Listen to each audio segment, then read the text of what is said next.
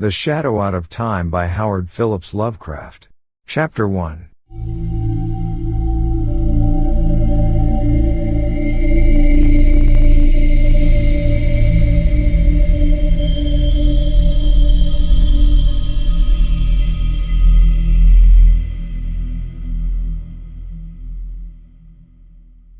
After 22 years of nightmare and terror, saved only by a desperate conviction of the mythical source of certain impressions, I am unwilling to vouch for the truth of that which I think I found in Western Australia on the night of July 17, 1935. There is reason to hope that my experience was wholly or partly an hallucination, for which, indeed, abundant causes existed.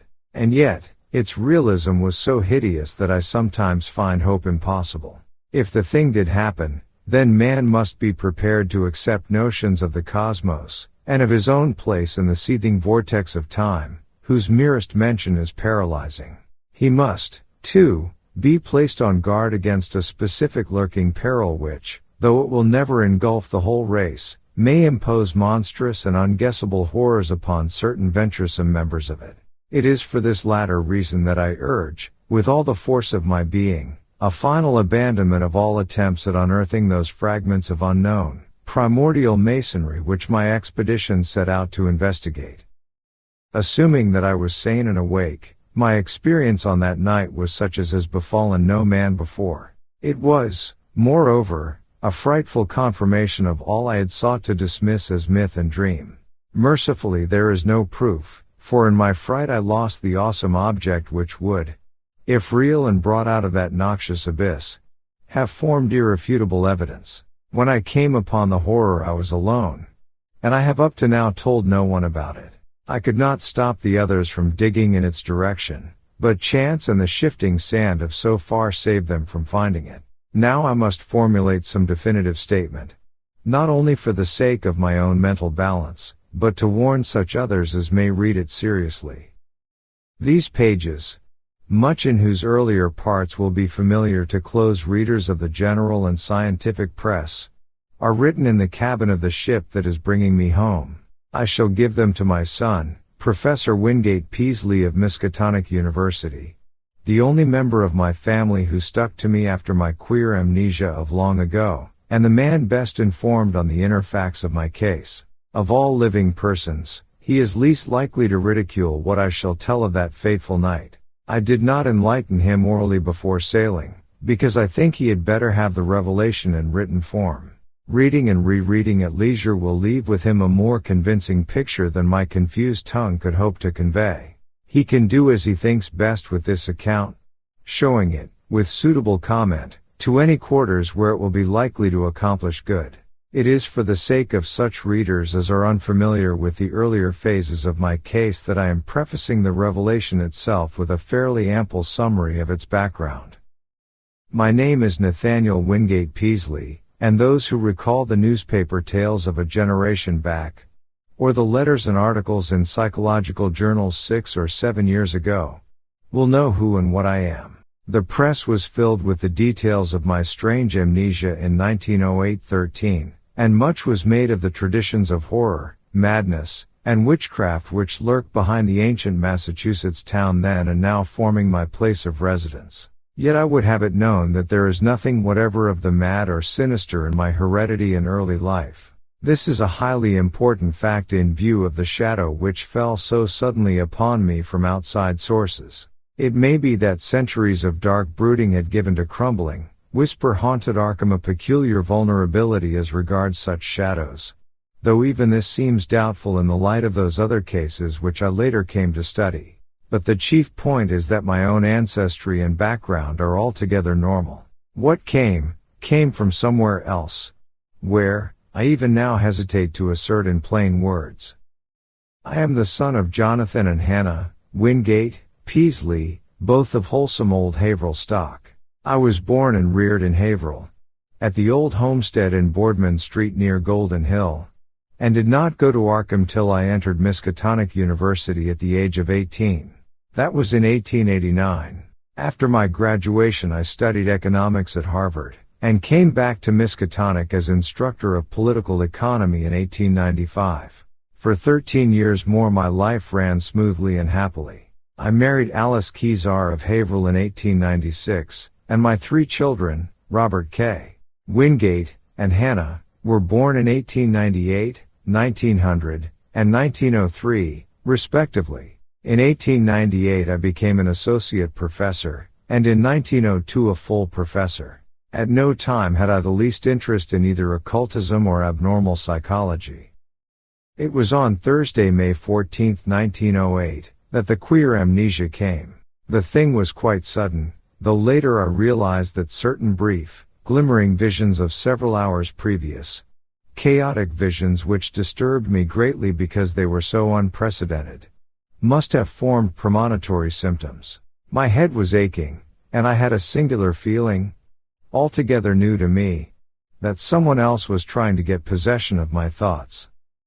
The collapse occurred about 10:20 a.m., while I was conducting a class in Political Economy, Virgin Islands, History and Present Tendencies of Economics, for juniors and a few sophomores. I began to see strange shapes before my eyes, and to feel that I was in a grotesque room other than the classroom. My thoughts and speech wandered from my subject, and the students saw that something was gravely amiss. Then I slumped down, unconscious in my chair, in a stupor from which no one could arouse me. Nor did my rightful faculties again look out upon the daylight of our normal world for 5 years, 4 months, and 13 days. It is, of course, from others that I have learned what followed. I showed no sign of consciousness for 16.5 hours, though removed to my home at 27 Crane Street, and given the best of medical attention. At 3 a.m. May 15 my eyes opened and I began to speak, but before long the doctors and my family were thoroughly frightened by the trend of my expression and language. It was clear that I had no remembrance of my identity or of my past, though for some reason I seemed anxious to conceal this lack of knowledge. My eyes gazed strangely at the persons around me, and the flexions of my facial muscles were altogether unfamiliar. Even my speech seemed awkward and foreign. I used my vocal organs clumsily and gropingly, and my diction had a curiously stilted quality, as if I had laboriously learned the English language from books. The pronunciation was barbarously alien, whilst the idiom seemed to include both scraps of curious archaism and expressions of a wholly incomprehensible cast. Of the latter one in particular was very potently, even terrifiedly, recalled by the youngest of the physicians 20 years afterward.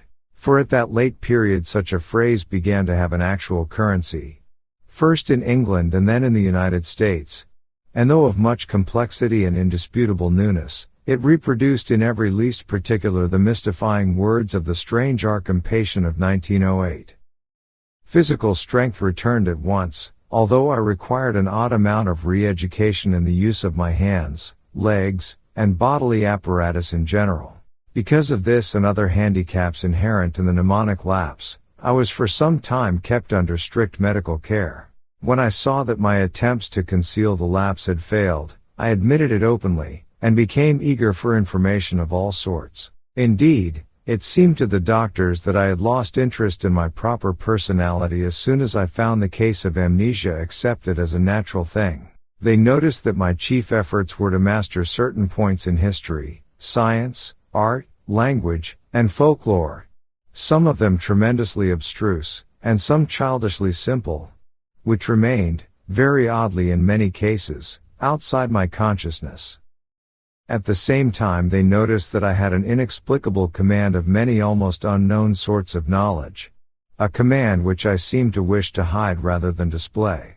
I would inadvertently refer, with casual assurance, to specific events in dim ages outside the range of accepted history, passing off such references as a jest when I saw the surprise they created. And I had a way of speaking of the future which 2 or 3 times caused actual fright. These uncanny flashes soon ceased to appear, though some observers laid their vanishment more to a certain furtive caution on my part than to any waning of the strange knowledge behind them.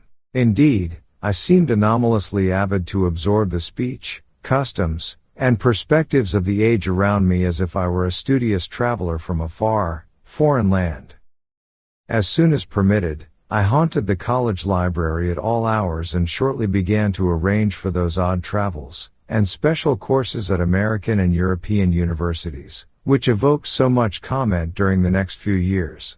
I did not at any time suffer from a lack of learned contacts, for my case had a mild celebrity among the psychologists of the period. I was lectured upon as a typical example of secondary personality, even though I seemed to puzzle the lecturers now and then with some bizarre symptom or some queer trace of carefully veiled mockery. Of real friendliness, however, I encountered little. Something in my aspect and speech seemed to excite vague fears and aversions in everyone I met, as if I were a being infinitely removed from all that is normal and healthful. This idea of a black, hidden horror connected with incalculable gulfs of some sort of distance was oddly widespread and persistent. My own family formed no exception. From the moment of my strange waking, my wife had regarded me with extreme horror and loathing, vowing that I was some utter alien usurping the body of her husband. In 1910 she obtained a legal divorce, nor would she ever consent to see me even after my return to normalcy in 1913. These feelings were shared by my elder son and my small daughter, neither of whom I have ever seen since. Only my second son Wingate seemed able to conquer the terror and repulsion which my change aroused. He indeed felt that I was a stranger, but though only 8 years old held fast to a faith that my proper self would return. When it did return he sought me out, and the courts gave me his custody. In succeeding years he helped me with the studies to which I was driven, and today at 35 he is a professor of psychology at Miskatonic. But I do not wonder at the horror I caused. For certainly, the mind, voice, and facial expression of the being that awaked on May 15, 1908 were not those of Nathaniel Wingate Peaslee.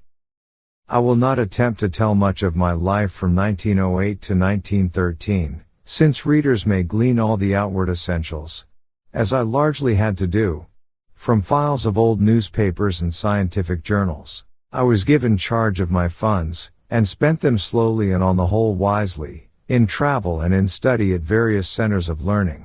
My travels, however, were singular in the extreme, involving long visits to remote and desolate places. In 1909 I spent a month in the Himalayas, and in 1911 aroused much attention through a camel trip into the unknown deserts of Arabia. What happened on those journeys I have never been able to learn. During the summer of 1912 I chartered a ship and sailed in the Arctic north of Spitsbergen, afterward showing signs of disappointment.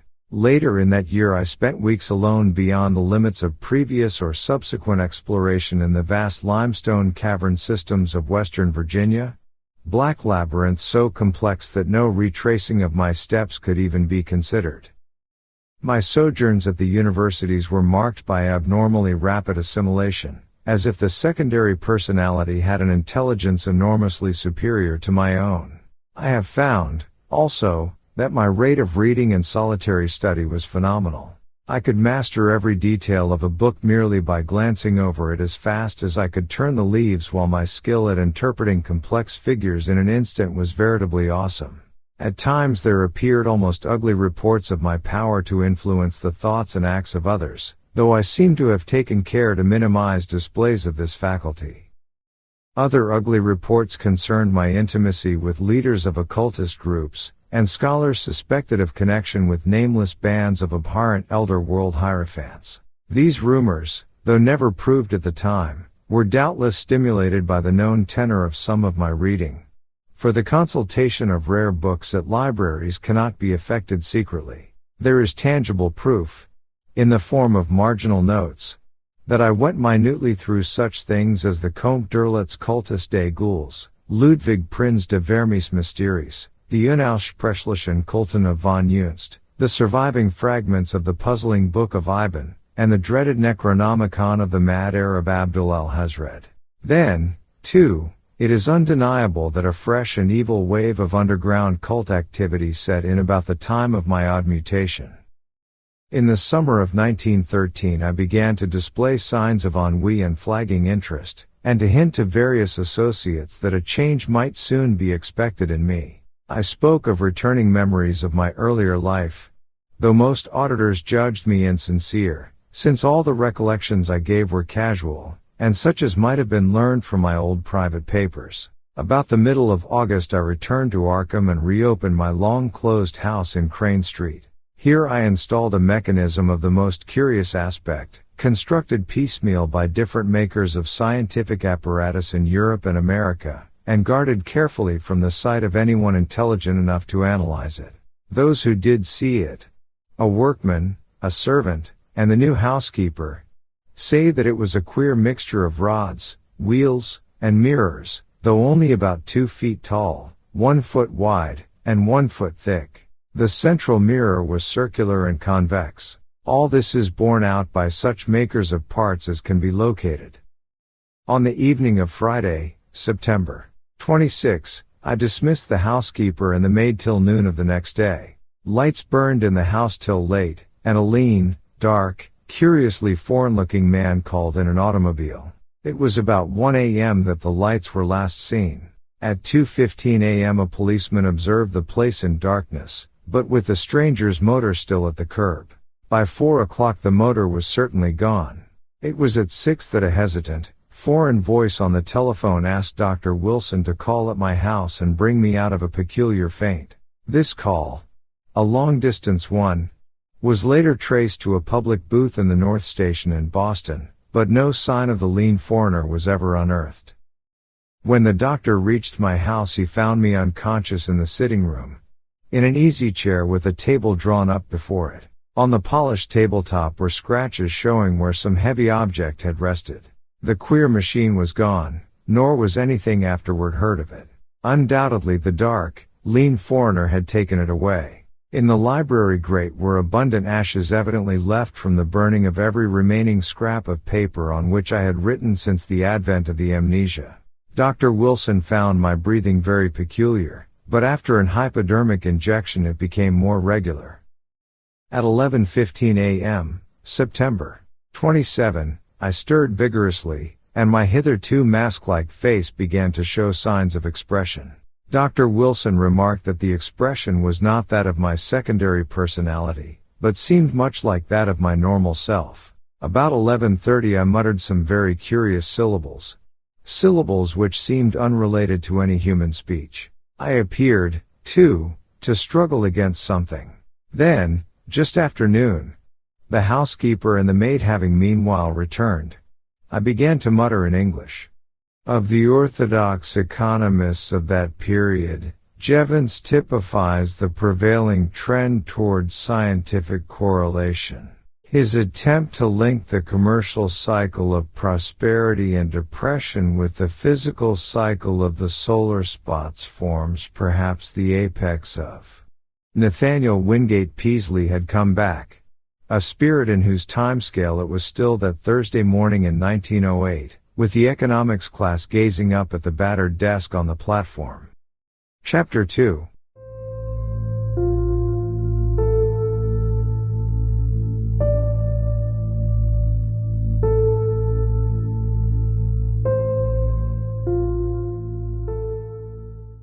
My reabsorption into normal life was a painful and difficult process. The loss of over 5 years creates more complications than can be imagined. And in my case there were countless matters to be adjusted. What I heard of my actions since 1908 astonished and disturbed me, but I tried to view the matter as philosophically as I could. At last regaining custody of my second son Wingate, I settled down with him in the Crane Street house and endeavored to resume teaching, my old professorship having been kindly offered me by the college. I began work with the February, 1914, term, and kept it at just a year. By that time I realized how badly my experience had shaken me. Though perfectly sane, I hoped, and with no flaw in my original personality, I had not the nervous energy of the old days. Vague dreams and queer ideas continually haunted me, and when the outbreak of the World War turned my mind to history I found myself thinking of periods and events in the oddest possible fashion. My conception of time, my ability to distinguish between consecutiveness and simultaneousness, seemed subtly disordered so that I formed chimerical notions about living in one age and casting one's mind all over eternity for knowledge of past and future ages. The war gave me strange impressions of remembering some of its far-off consequences, as if I knew how it was coming out and could look back upon it in the light of future information. All such quasi-memories were attended with much pain, and with a feeling that some artificial psychological barrier was set against them. When I diffidently hinted to others about my impressions, I met with varied responses. Some persons looked uncomfortably at me, but men in the mathematics department spoke of new developments in those theories of relativity, then discussed only in learned circles, which were later to become so famous. Dr. Albert Einstein, they said, was rapidly reducing time to the status of a mere dimension. But the dreams and disturbed feelings gained on me, so that I had to drop my regular work in 1915. Certain of the impressions were taking an annoying shape, giving me the persistent notion that my amnesia had formed some unholy sort of exchange, that the secondary personality had indeed been an intruding force from unknown regions, and that my own personality had suffered displacement. Thus I was driven to vague and frightful speculations concerning the whereabouts of my true self during the years that another had held my body. The curious knowledge and strange conduct of my body's late tenant troubled me more and more as I learned further details from persons, papers, and magazines. Queernesses that had baffled others seemed to harmonize terribly with some background of black knowledge which festered in the chasms of my subconscious. I began to search feverishly for every scrap of information bearing on the studies and travels of that other one during the dark years. Not all of my troubles were as semi-abstract as this. There were the dreams, and these seemed to grow in vividness and concreteness. Knowing how most would regard them, I seldom mentioned them to anyone but my son or certain trusted psychologists, but eventually I commenced a scientific study of other cases in order to see how typical or non-typical such visions might be among amnesia victims. My results, aided by psychologists, historians, anthropologists, and mental specialists of wide experience, and by a study that included all records of split personalities from the days of demoniac possession legends to the medically realistic present, at first bothered me more than they consoled me. I soon found that my dreams had indeed no counterpart in the overwhelming bulk of true amnesia cases. There remained, however, a tiny residue of accounts which for years baffled and shocked me with their parallelism to my own experience. Some of them were bits of ancient folklore, others were case histories in the annals of medicine, one or two were anecdotes obscurely buried in standard histories. It thus appeared that, while my special kind of affliction was prodigiously rare, instances of it had occurred at long intervals ever since the beginning of man's annals. Some centuries might contain 1, 2, or 3 cases, others none, or at least none whose record survived. The essence was always the same. A person of keen thoughtfulness seized with a strange secondary life and leading for a greater or lesser period an utterly alien existence, typified at first by vocal and bodily awkwardness, and later by a wholesale acquisition of scientific, historic, artistic, and anthropological knowledge, and acquisition carried on with feverish zest and with a wholly abnormal absorptive power. Then a sudden return of the rightful consciousness, intermittently plagued ever after with vague unplaceable dreams suggesting fragments of some hideous memory elaborately blotted out, and the close resemblance of those nightmares to my own, even in some of the smallest particulars, left no doubt in my mind of their significantly typical nature. 1 or 2 of the cases had an added ring of faint, blasphemous familiarity, as if I had heard of them before through some cosmic channel too morbid and frightful to contemplate. In 3 instances there was specific mention of such an unknown machine as had been in my house before the second change. Another thing that cloudily worried me during my investigation was the somewhat greater frequency of cases where a brief, elusive glimpse of the typical nightmares was afforded to persons not visited with well-defined amnesia. These persons were largely of mediocre mind or less, some so primitive that they could scarcely be thought of as vehicles for abnormal scholarship and preternatural mental acquisitions. For a second they would be fired with alien force, then a backward lapse and a thin, swift fading memory of unhuman horrors. There had been at least 3 such cases during the past half-century. one only 15 years before. Had something been groping blindly through time from some unsuspected abyss in nature? Were these faint cases monstrous, sinister experiments of a kind and authorship utterly beyond sane belief? Such were a few of the formless speculations of my weaker hours. Fancies abetted by myths which my studies uncovered.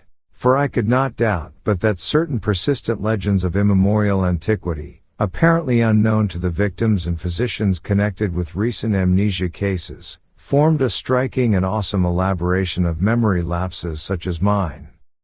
Of the nature of the dreams and impressions which were growing so clamorous I still almost fear to speak. They seemed to savor of madness, and at times I believed I was indeed going mad.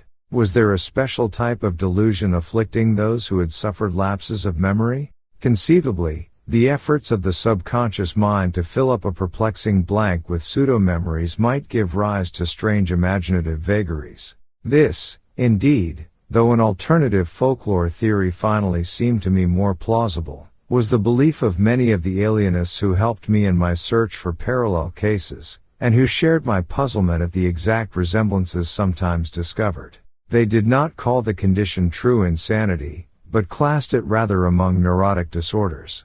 My course in trying to track it down and analyze it, instead of vainly seeking to dismiss or forget it, they heartily endorsed as correct according to the best psychological principles. I especially valued the advice of such physicians as had studied me during my possession by the other personality.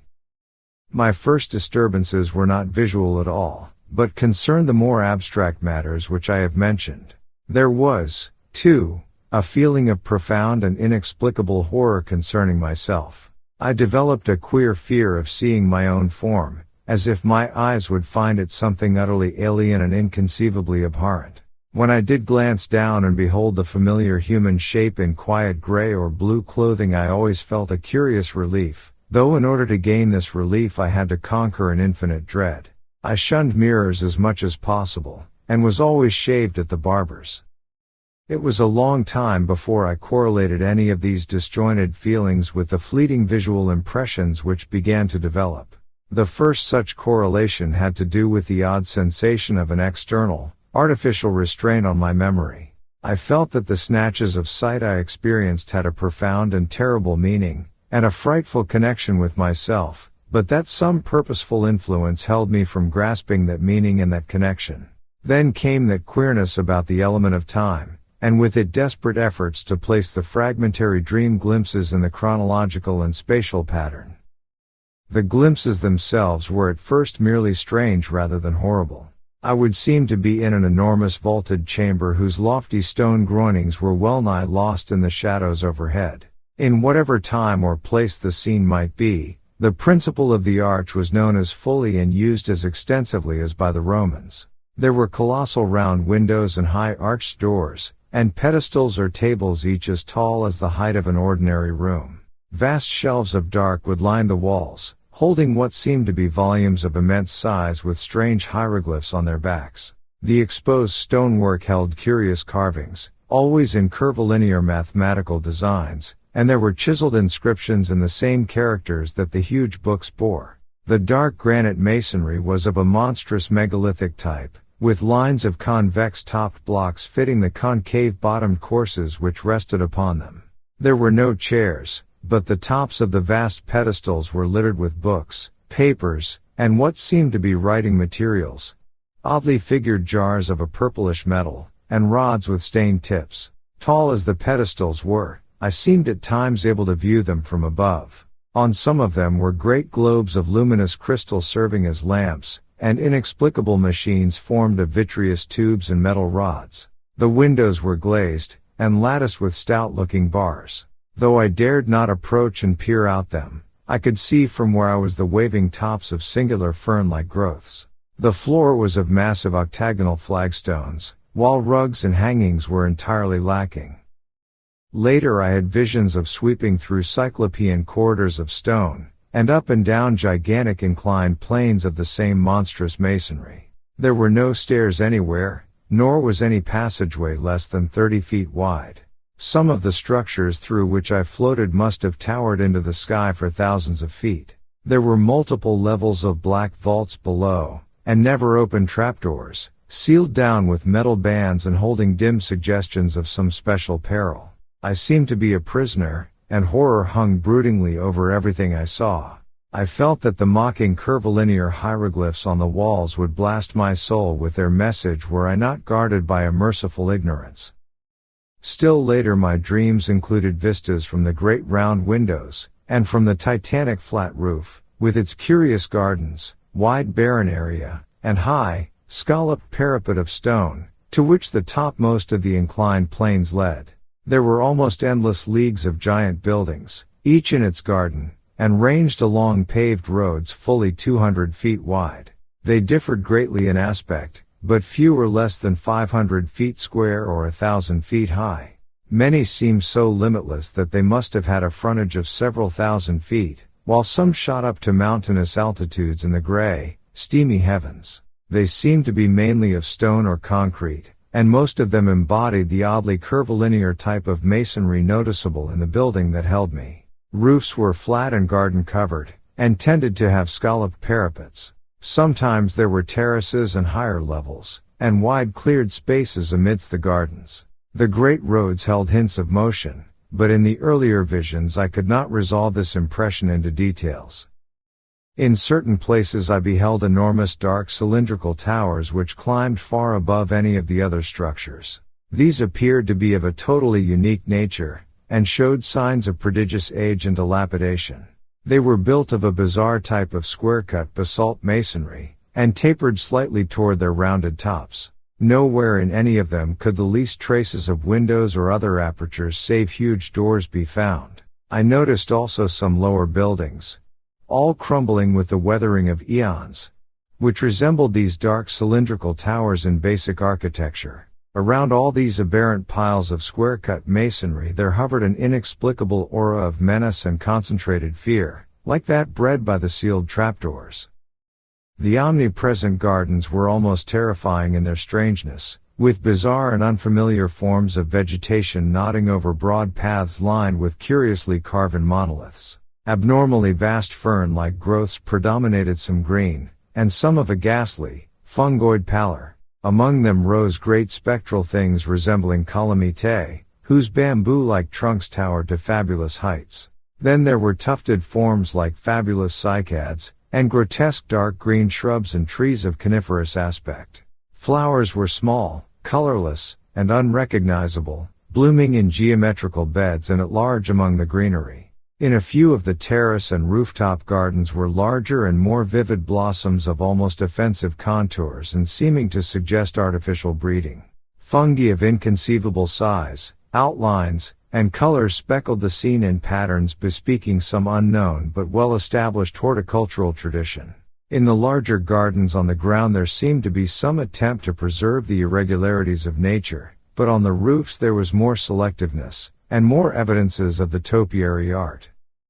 The skies were almost always moist and cloudy, and sometimes I would seem to witness tremendous rains. Once in a while, though, there would be glimpses of the sun, which looked abnormally large, and of the moon, whose markings held a touch of difference from the normal that I could never quite fathom. When, very rarely, the night sky was clear to any extent, I beheld constellations which were nearly beyond recognition. Known outlines were sometimes approximated, but seldom duplicated, and from the position of the few groups I could recognize, I felt I must be in the Earth's southern hemisphere, near the Tropic of Capricorn. The far horizon was always steamy and indistinct, but I could see that great jungles of unknown tree ferns, calamite, lepidodendra, and sigillaria lay outside the city, their fantastic frondage waving mockingly in the shifting vapors. Now and then there would be suggestions of motion in the sky, but these my early visions never resolved. By the autumn of 1914 I began to have infrequent dreams of strange floatings over the city and through the regions around it.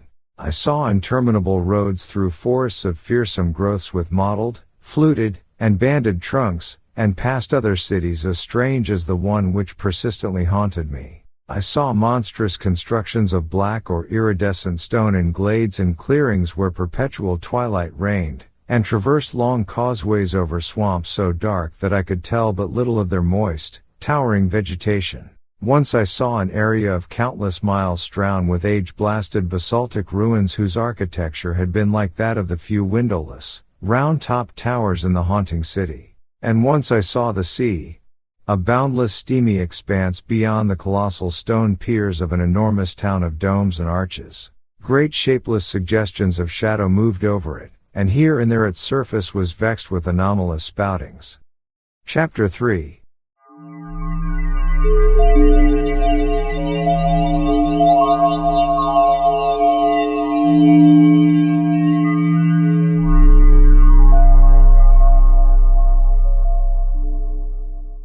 As I have said, it was not immediately that these wild visions began to hold their terrifying quality. Certainly, many persons have dreamed intrinsically stranger things. Things compounded of unrelated scraps of daily life, pictures, and reading, and arranged in fantastically novel forms by the unchecked caprices of sleep. For some time I accepted the visions as natural, even though I had never before been an extravagant dreamer.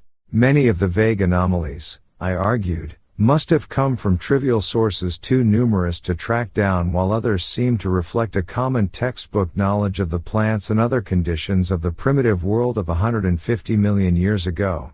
The world of the Permian or Triassic Age. In the course of some months, however, the element of terror did figure with accumulating force. This was when the dreams began so unfailingly to have the aspect of memories, and when my mind began to link them with my growing abstract disturbances. The feeling of mnemonic restraint, the curious impressions regarding time, the sense of a loathsome exchange with my secondary personality of 1908-13, and, considerably later, the inexplicable loathing of my own person. As certain definite details began to enter the dreams, their horror increased 1,000-fold. Until by October 1915, I felt I must do something. It was then that I began an intensive study of other cases of amnesia and visions, feeling that I might thereby objectivize my trouble and shake clear of its emotional grip. However, as before mentioned, the result was at first almost exactly opposite. It disturbed me vastly to find that my dreams had been so closely duplicated, especially since some of the accounts were too early to admit of any geological knowledge, and therefore of any idea of primitive landscapes, on the subject's part. What is more, many of these accounts supplied very horrible details and explanations in connection with the visions of great buildings and jungle gardens, and other things. The actual sights and vague impressions were bad enough, but what was hinted or asserted by some of the other dreamers savored of madness and blasphemy. Worst of all, my own pseudo-memory was aroused to wilder dreams and hints of coming revelations. And yet most doctors deemed my course, on the whole, an advisable one. I studied psychology systematically, and under the prevailing stimulus my son Wingate did the same, his studies leading eventually to his present professorship. In 1917 and 1918 I took special courses at Miskatonic. Meanwhile my examination of medical, historical, and anthropological records became indefatigable, involving travels to distant libraries, and finally including even a reading of the hideous books of forbidden elder lore in which my secondary personality had been so disturbingly interested. Some of the latter were the actual copies I had consulted in my altered state, and I was greatly disturbed by certain marginal notations and ostensible corrections of the hideous text in a script and idiom which somehow seemed oddly unhuman. These markings were mostly in the respective languages of the various books, all of which the writer seemed to know with equal though obviously academic facility. One note appended to von Jungs-Sonaussprechlichen Kulten, however, was alarmingly otherwise. It consisted of certain curvilinear hieroglyphs in the same ink as that of the German corrections, but following no recognized human pattern. And these hieroglyphs were closely and unmistakably akin to the characters constantly met with in my dreams. Characters whose meaning I would sometimes momentarily fancy I knew or was just on the brink of recalling. To complete my black confusion, my librarians assured me that, in view of previous examinations and records of consultation of the volumes in question, All of these notations must have been made by myself in my secondary state. This despite the fact that I was and still am ignorant of 3 of the languages involved. Piecing together the scattered records, ancient and modern, anthropological and medical, I found a fairly consistent mixture of myth and hallucination whose scope and wildness left me utterly dazed. Only one thing consoled me: the fact that the myths were of such early existence. What lost knowledge could have brought pictures of the Paleozoic or Mesozoic landscape into these primitive fables? I could not even guess, but the pictures had been there. Thus, a basis existed for the formation of a fixed type of delusion. Cases of amnesia no doubt created the general myth pattern. But afterward the fanciful accretions of the myths must have reacted on amnesia sufferers and colored their pseudo-memories. I myself had read and heard all the early tales during my memory lapse. My quest had amply proved that. Was it not natural, then, for my subsequent dreams and emotional impressions to become colored and molded by what my memory subtly held over from my secondary state? A few of the myths had significant connections with other cloudy legends of the pre-human world, especially those Hindu tales involving stupefying gulfs of time and forming part of the lore of modern theosophists. Primal myth and modern delusion joined in their assumption that mankind is only one, perhaps the least, of the highly evolved and dominant races of this planet's long and largely unknown career. Things of inconceivable shape, they implied, had reared towers to the sky and delved into every secret of nature before the first amphibian forebear of man had crawled out of the hot sea 300 million years ago. Some had come down from the stars, a few were as old as the cosmos itself, others had arisen swiftly from terrene germs as far behind the first germs of our life cycle as those germs are behind ourselves. Spans of thousands of millions of years, and linkages with other galaxies and universes, were freely spoken of. Indeed, there was no such thing as time in its humanly accepted sense. But most of the tales and impressions concerned a relatively late race, of a queer and intricate shape resembling no life form known to science, which had lived till only 50 million years before the advent of man. This, they indicated, was the greatest race of all because it alone had conquered the secret of time. It had learned all things that ever were known or ever would be known on the earth, through the power of its keener minds to project themselves into the past and future, even through gulfs of millions of years, and study the lore of every age. From the accomplishments of this race arose all legends of prophets, including those in human mythology. In its vast libraries were volumes of texts and pictures holding the whole of Earth's annals, histories and descriptions of every species that had ever been or that ever would be, with full records of their arts, their achievements, their languages, and their psychologies. With this eon-embracing knowledge, the great race chose from every era and life form such thoughts, arts, and processes as might suit its own nature and situation. Knowledge of the past, secured through a kind of mind casting outside the recognized senses, was harder to glean than knowledge of the future. In the latter case the course was easier and more material. With suitable mechanical aid a mind would project itself forward in time, feeling its dim, extrasensory way till it approached the desired period.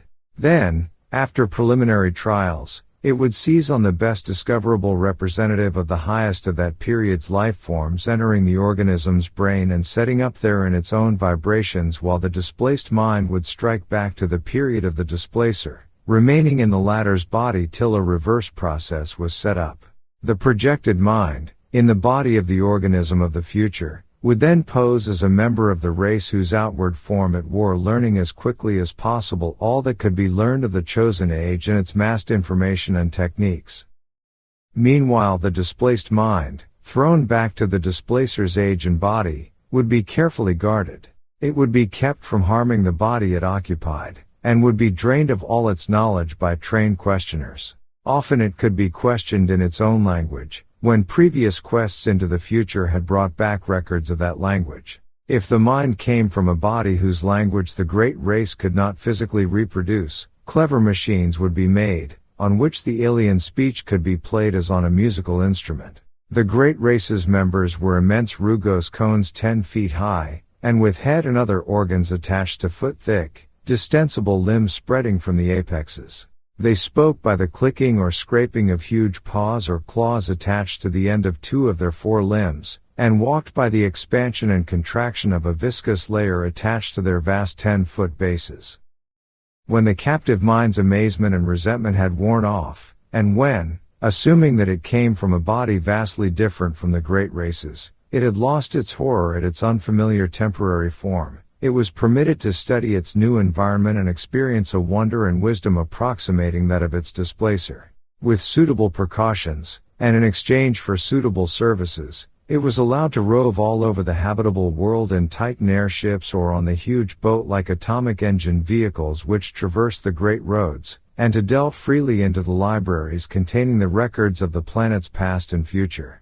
This reconciled many captive minds to their lot, since none were other than keen, and to such minds the unveiling of hidden mysteries of earth, closed chapters of inconceivable pasts and dizzying vortices of future time which include the years ahead of their own natural ages, forms always, despite the abysmal horrors often unveiled, the supreme experience of life.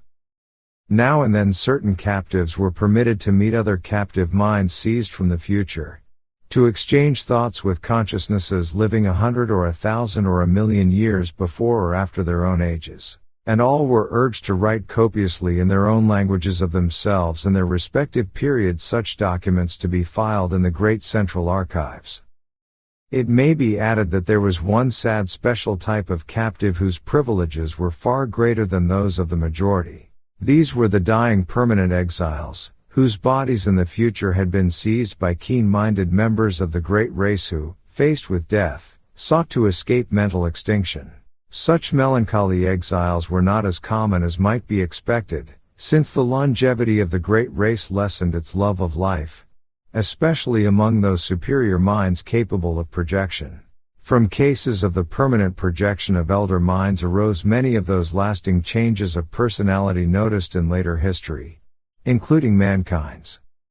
As for the ordinary cases of exploration, when the displacing mind had learned what it wished in the future, it would build an apparatus like that which had started its flight and reverse the process of projection. Once more it would be in its own body in its own age, while the lately captive mind would return to that body of the future to which it properly belonged. Only when one or the other of the bodies had died during the exchange was this restoration impossible. In such cases, of course, the exploring mind had, like those of the death escapers, to live out an alien-bodied life in the future, or else the captive mind, like the dying permanent exiles, had to end its days in the form and past age of the great race. This fate was least horrible when the captive mind was also of the great race, a not infrequent occurrence, since in all its periods that race was intensely concerned with its own future. The number of dying permanent exiles of the great race was very slight, largely because of the tremendous penalties attached to displacements of future great race minds by the moribund. Through projection, arrangements were made to inflict these penalties on the offending minds in their new future bodies, and sometimes forced re-exchanges were effected. Complex cases of the displacement of exploring or already captive minds by minds in various regions of the past had been known and carefully rectified.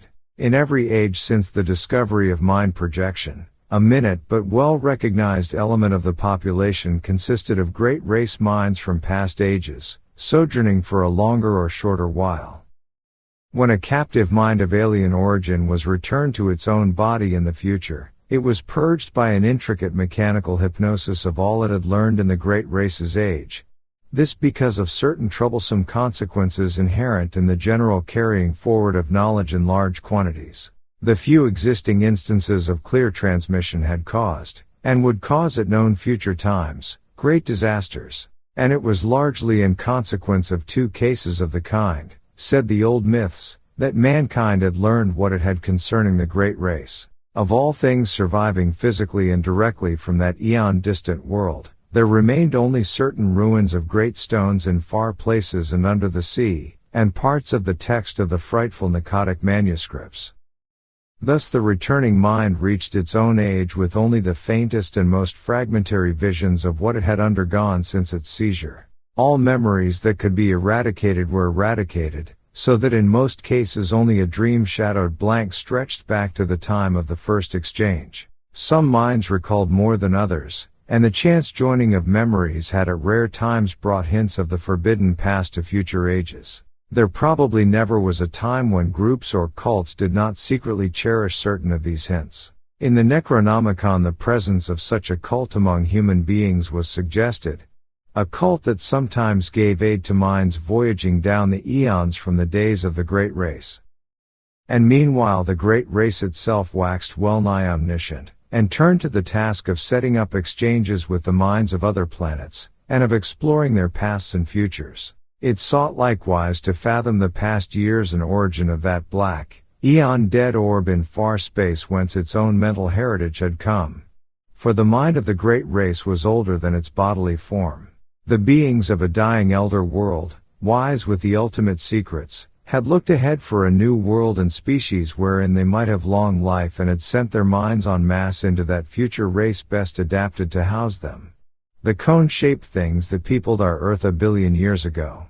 Thus the Great Race came to be, while the myriad minds sent backward were left to die in the horror of strange shapes. Later the race would again face death, yet would live through another forward migration of its best minds into the bodies of others who had a longer physical span ahead of them. Such was the background of intertwined legend and hallucination. When, around 1920, I had my researches in coherent shape, I felt a slight lessening of the tension which their earlier stages had increased. After all, and in spite of the fancies prompted by blind emotions, were not most of my phenomena readily explainable? Any chance might have turned my mind to dark studies during the amnesia. And then I read the forbidden legends and met the members of ancient and ill-regarded cults. That, plainly, supplied the material for the dreams and disturbed feelings which came after the return of memory. As for the marginal notes in dream hieroglyphs and languages unknown to me, but laid at my door by librarians, I might easily have picked up a smattering of the tongues during my secondary state, while the hieroglyphs were doubtless coined by my fancy from descriptions in old legends, and afterward woven into my dreams. I tried to verify certain points through conversation with known cult leaders, but never succeeded in establishing the right connections. At times the parallelism of so many cases in so many distant ages continued to worry me as it had at first, but on the other hand I reflected that the excitant folklore was undoubtedly more universal in the past than in the present. Probably all the other victims whose cases were like mine had had a long and familiar knowledge of the tales I had learned only when in my secondary state. When these victims had lost their memory, they had associated themselves with the creatures of their household myths, the fabulous invaders supposed to displace men's minds, and had thus embarked upon quests for knowledge which they thought they could take back to a fancied, non-human past. Then when their memory returned, they reversed the associative process and thought of themselves as the former captive minds instead of as the displacers. Hence the dreams and pseudo-memories following the conventional myth pattern. Despite the seeming cumberousness of these explanations, they came finally to supersede all others in my mind, largely because of the greater weakness of any rival theory. And a substantial number of eminent psychologists and anthropologists gradually agreed with me. The more I reflected, the more convincing did my reasoning seem, till in the end I had a really effective bulwark against the visions and impressions which still assailed me. Suppose I did see strange things at night? These were only what I had heard and read of. Suppose I did have odd loathings and perspectives and pseudo-memories? These, too, were only echoes of myths absorbed in my secondary state. Nothing that I might dream, nothing that I might feel, could be of any actual significance. Fortified by this philosophy, I greatly improved in nervous equilibrium, even though the visions, rather than the abstract impressions, steadily became more frequent and more disturbingly detailed. In 1922 I felt able to undertake regular work again, and put my newly gained knowledge to practical use by accepting an instructorship in psychology at the university. My old chair of political economy had long been adequately filled, besides which, methods of teaching economics had changed greatly since my heyday. My son was at this time just entering on the postgraduate studies leading to his present professorship, and we worked together a great deal. Chapter 4.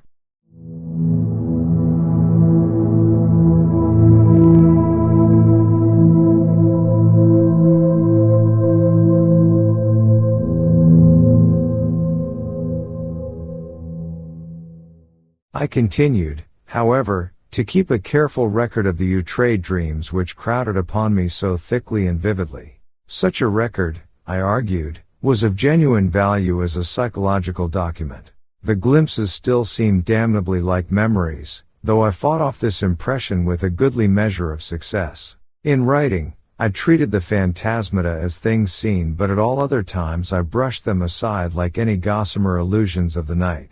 I had never mentioned such matters in common conversation, though reports of them, filtering out as such things will, had aroused sundry rumors regarding my mental health.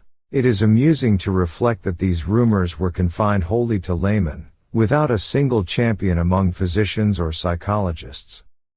Of my visions after 1914 I will here mention only a few, since fuller accounts and records are at the disposal of the serious student. It is evident that with time the curious inhibitions somewhat waned, for the scope of my visions vastly increased. They have never, though, become other than disjointed fragments seemingly without clear motivation.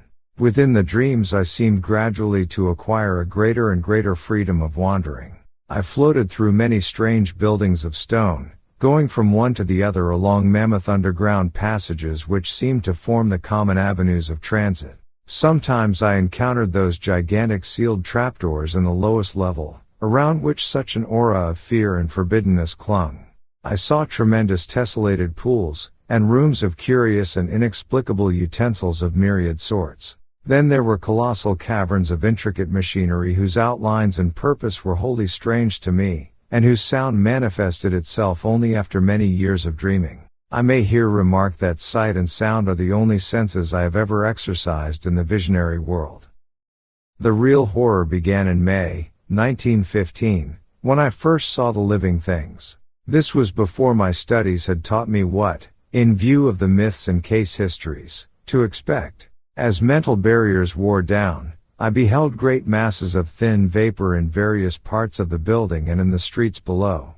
These steadily grew more solid and distinct, till at last I could trace their monstrous outlines with uncomfortable ease. They seemed to be enormous iridescent cones, about 10 feet high and 10 feet wide at the base, and made up of some ridgy, scaly, semi-elastic matter. From their apexes projected 4 flexible, cylindrical members, each a foot thick, and of a ridgy substance like that of the cones themselves. These members were sometimes contracted almost to nothing, and sometimes extended to any distance up to about 10 feet. Terminating 2 of them were enormous claws or nippers. At the end of a third were 4 red, trumpet-like appendages. The fourth terminated in an irregular yellowish globe some 2 feet in diameter and having 3 great dark eyes ranged along its central circumference.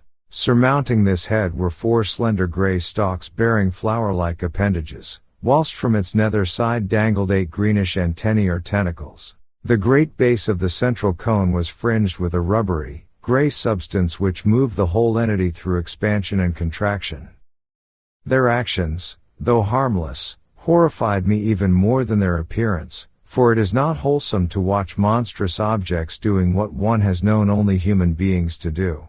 These objects moved intelligently around the great rooms, getting books from the shelves and taking them to the great tables, or vice versa, and sometimes writing diligently with a pen-like rod gripped in the greenish head tentacles. The huge nippers were used in carrying books and in conversation, speech consisting of a kind of clicking and scraping. The objects had no clothing, but wore satchels or knapsacks suspended from the top of the conical trunk. They commonly carried their head and its supporting member at the level of the cone top, although it was frequently raised or lowered. The other 3 great members tended to rest downward on the sides of the cone, contracted to about 5 feet each, when not in use. From their rate of reading, writing, and operating their machines, those on the tables seemed somehow connected with thought. I concluded that their intelligence was enormously greater than man's. Afterward I saw them everywhere, swarming in all the great chambers and corridors, tending monstrous machines in vaulted crypts, and racing along the vast roads in gigantic boat-shaped cars. I ceased to be afraid of them, for they seemed to form supremely natural parts of their environment. Individual differences amongst them began to be manifest, and a few appeared to be under some kind of restraint. These latter, though showing no physical variation, had a diversity of gestures and habits which marked them off not only from the majority, but very largely from one another. They wrote a great deal in what seemed to my cloudy vision a vast variety of characters, never the typical curvilinear hieroglyphs of the majority. A few, I fancied, used our own familiar alphabet. Most of them worked much more slowly than the general mass of the entities. All this time my own part in the dreams seemed to be that of a disembodied consciousness with a range of vision wider than the normal, floating freely about, yet confined to the ordinary avenues and speeds of travel.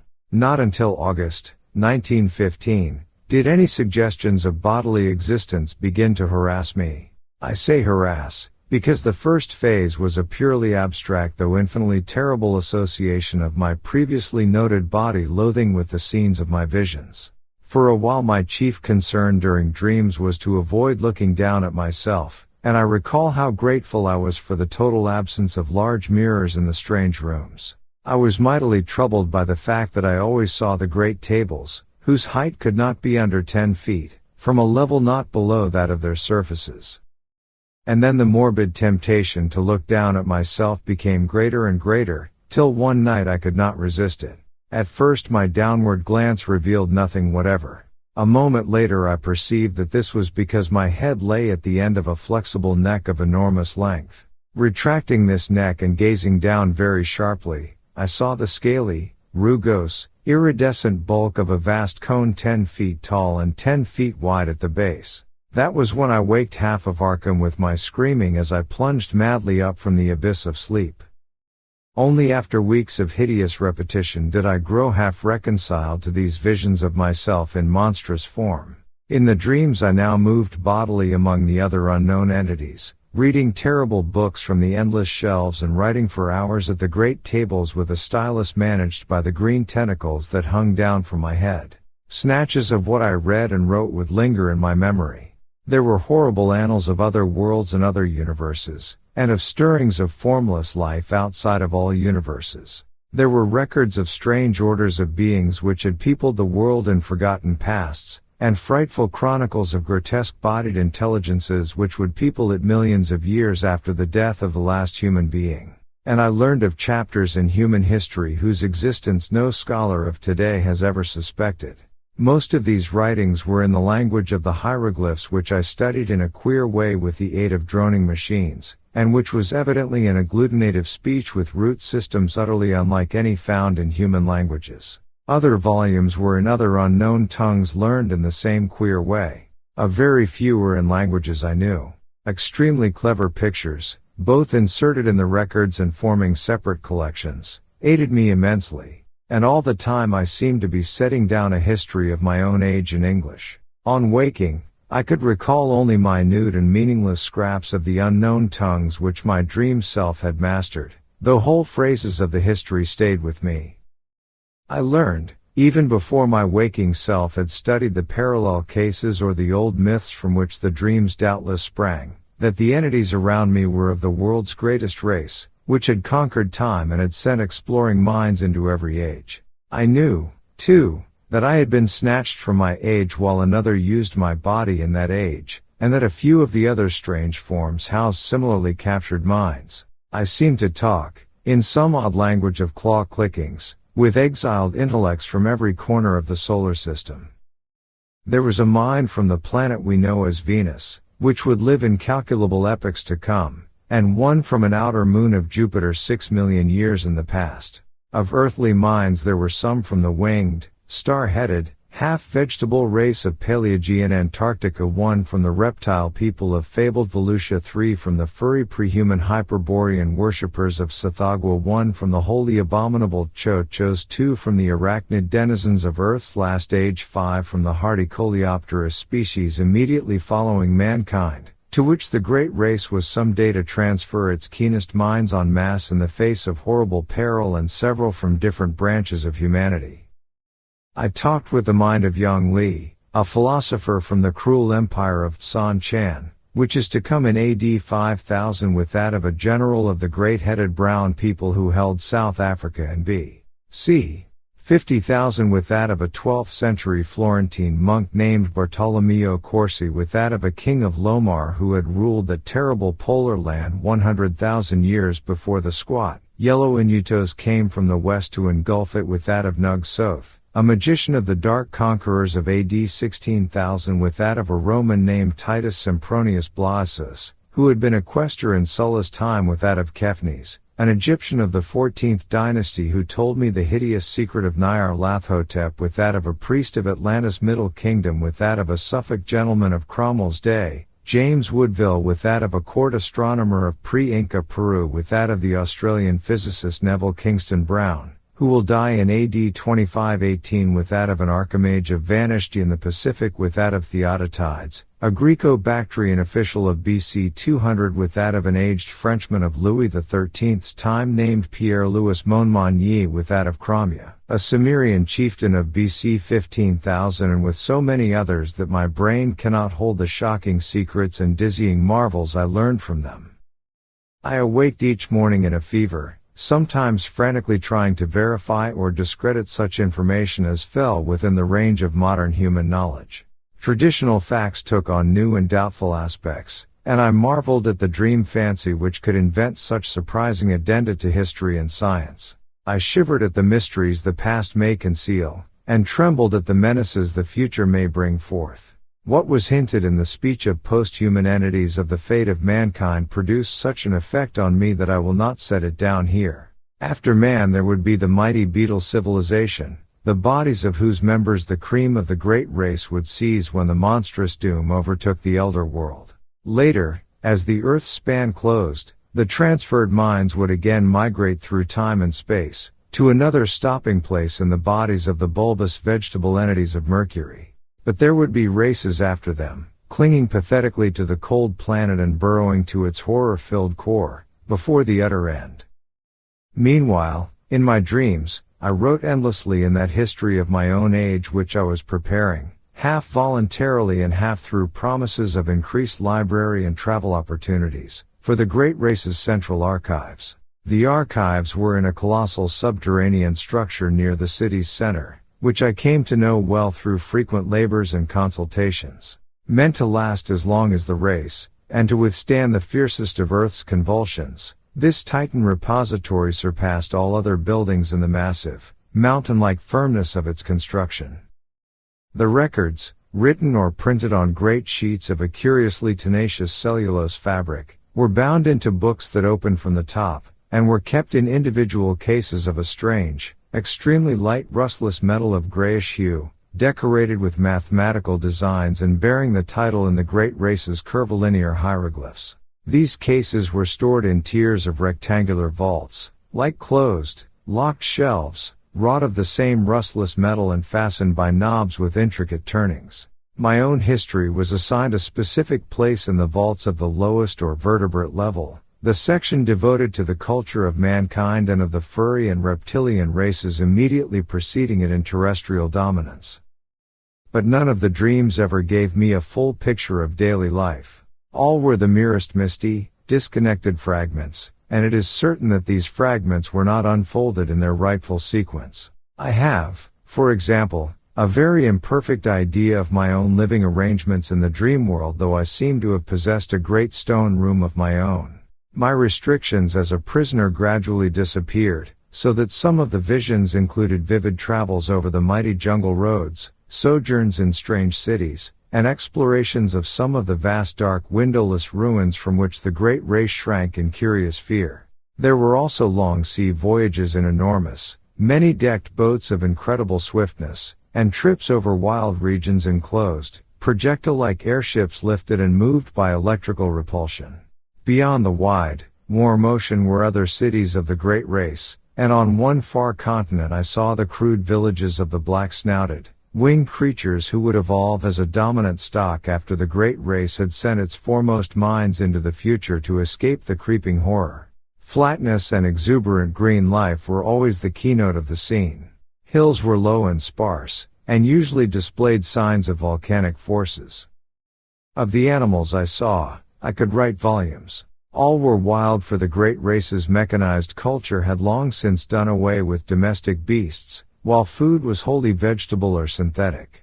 Clumsy reptiles of great bulk floundered in steaming morasses, fluttered in the heavy air, or spouted in the seas and lakes, and among these I fancied I could vaguely recognize lesser, archaic prototypes of many forms: dinosaurs, pterodactyls, ichthyosaurs, labyrinthodonts, rhamphorhynci, plesiosaurs, and the like, made familiar through paleontology. Of birds or mammals there were none that I could discern.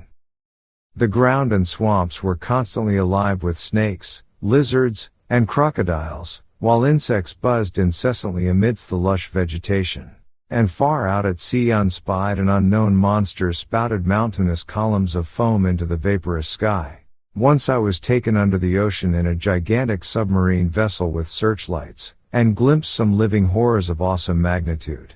I saw also the ruins of incredible sunken cities, and the wealth of crinoid, brachiopod, coral, and ichthytic life which everywhere abounded. Of the physiology, psychology, folkways, and detailed history of the great race my visions preserved but little information, and many of the scattered points I here set down were gleaned from my study of old legends and other cases rather than from my own dreaming. For in time, of course, my reading and research caught up with and passed the dreams in many phases, so that certain dream fragments were explained in advance, and formed verifications of what I had learned. This consolingly established my belief that similar reading and research, accomplished by my secondary self, had formed the source of the whole terrible fabric of pseudo-memories. The period of my dreams, apparently, was one somewhat less than 150 million years ago, when the Paleozoic age was giving place to the Mesozoic. The bodies occupied by the great race represented no surviving, or even scientifically known, line of terrestrial evolution, but were of a peculiar, closely homogeneous, and highly specialized organic type, inclining as much to the vegetable as to the animal state. Cell action was of an unique sort, almost precluding fatigue, and wholly eliminating the need of sleep. Nourishment, assimilated through the red trumpet-like appendages on one of the great flexible limbs, was always semi-fluid and in many aspects wholly unlike the food of existing animals. The beings had but two of the senses which we recognize, sight and hearing, the latter accomplished through the flower-like appendages on the gray stalks above their heads, but of other and incomprehensible senses, not, however, well utilizable by alien captive minds inhabiting their bodies. They possessed many. Their three eyes were so situated as to give them a range of vision wider than the normal. Their blood was a sort of deep greenish ichor of great thickness. They had no sex, but reproduced through seeds or spores which clustered on their bases and could be developed only under water. Great, shallow tanks were used for the growth of their young, which were, however, reared only in small numbers on account of the longevity of individuals, 4,000 or 5,000 years being the common lifespan. Markedly defective individuals were quietly disposed of as soon as their defects were noticed. Disease and the approach of death were, in the absence of a sense of touch or of physical pain, recognized by purely visual symptoms. The dead were incinerated with dignified ceremonies. Once in a while, as before mentioned, a keen mind would escape death by forward projection in time, but such cases were not numerous. When one did occur, the exiled mind from the future was treated with the utmost kindness till the dissolution of its unfamiliar tenement. The great race seemed to form a single loosely knit nation or league, with major institutions in common, though there were four definite divisions. The political and economic system of each unit was a sort of fascistic socialism, with major resources rationally distributed, and power delegated to a small governing board elected by the votes of all able to pass certain educational and psychological tests. Family organization was not overstressed, though ties among persons of common descent were recognized, and the young were generally reared by their parents. Resemblances to human attitudes and institutions were, of course, most marked in those fields where on the one hand highly abstract elements were concerned, or where on the other hand there was a dominance of the basic, unspecialized urges common to all organic life. A few added likenesses came through conscious adoption as the great race probed the future and copied what it liked. Industry, highly mechanized, demanded but little time from each citizen, and the abundant leisure was filled with intellectual and aesthetic activities of various sorts. The sciences were carried to an unbelievable height of development, and art was a vital part of life, though at the period of my dreams it had passed its crest and meridian. Technology was enormously stimulated through the constant struggle to survive, and to keep in existence the physical fabric of great cities, imposed by the prodigious geologic upheavals of those primal days. Crime was surprisingly scanty, and was dealt with through highly efficient policing. Punishments ranged from privilege deprivation and imprisonment to death or major emotion wrenching, and were never administered without a careful study of the criminal's motivations. Warfare, largely civil for the last few millennia though sometimes waged against reptilian and octopodic invaders, or against the winged, star-headed old ones who centered in the Antarctic, was infrequent though infinitely devastating. An enormous army, using camera-like weapons which produced tremendous electrical effects, was kept on hand for purposes seldom mentioned, but obviously connected with the ceaseless fear of the dark, windowless elder ruins and of the great sealed trapdoors in the lowest subterranean levels.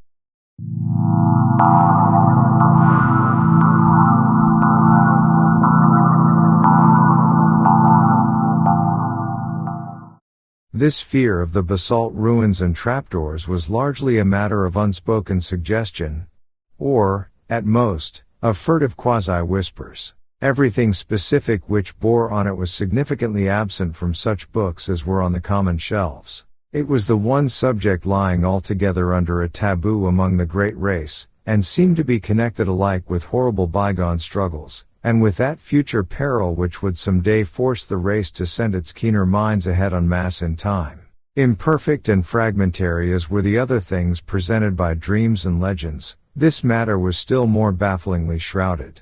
The vague old myths avoided it, or perhaps all allusions had for some reason been excised, and in the dreams of myself and others, the hints were peculiarly few. Members of the great race never intentionally referred to the matter, and what could be gleaned came only from some of the more sharply observant captive minds. According to these scraps of information, the basis of the fear was a horrible elder race of half-polypus, utterly alien entities which had come through space from immeasurably distant universes and had dominated the Earth and 3 other solar planets about 600 million years ago. They were only partly material, as we understand matter, and their type of consciousness and media of perception differed wholly from those of terrestrial organisms. For example, their senses did not include that of sight, their mental world being a strange, non-visual pattern of impressions. They were, however, sufficiently material to use implements of normal matter when in cosmic areas containing it, and they required housing, albeit of a peculiar kind. Though their senses could penetrate all material barriers, their substance could not, and certain forms of electrical energy could wholly destroy them. They had the power of aerial motion despite the absence of wings or any other visible means of levitation. Their minds were of such texture that no exchange with them could be effected by the great race. When these things had come to the earth, they had built mighty basalt cities of windowless towers, and had preyed horribly upon the beings they found. Thus it was when the minds of the great race sped across the void from that obscure transgalactic world known in the disturbing and debatable Eltdown shards as Yith. The newcomers, with the instruments they created, had found it easy to subdue the predatory entities and drive them down to those caverns of inner earth which they had already joined to their abodes and begun to inhabit. Then they had sealed the entrances and left them to their fate, afterward occupying most of their great cities and preserving certain important buildings for reasons connected more with superstition than with indifference, boldness, or scientific and historical zeal. But as the eons passed, there came vague, evil signs that the elder things were growing strong and numerous in the inner world. There were sporadic eruptions of a particularly hideous character in certain small and remote cities of the Great Race, and in some of the deserted elder cities which the Great Race had not peopled. Places where the paths to the gulfs below had not been properly sealed or guarded. After that, greater precautions were taken, and many of the paths were closed forever, though a few were left with sealed trapdoors for strategic use in fighting the elder things if ever they broke forth in unexpected places. Fresh rifts caused by that self-same geologic change which had choked some of the paths and had slowly lessened the number of outer-world structures and ruins surviving from the conquered entities. The eruptions of the elder things must have been shocking beyond all description, since they had permanently colored the psychology of the Great Race. Such was the fixed mood of horror that the very aspect of the creatures was left unmentioned. At no time was I able to gain a clear hint of what they looked like. There were veiled suggestions of a monstrous plasticity, and of temporary lapses of visibility, while other fragmentary whispers referred to their control and military use of great winds, singular whistling noises, and colossal footprints made up of 5 circular toe marks, seemed also to be associated with them. It was evident that the coming doom so desperately feared by the Great Race, the doom that was one day to send millions of keen minds across the chasm of time to strange bodies in the safer future, had to do with a final successful eruption of the elder beings.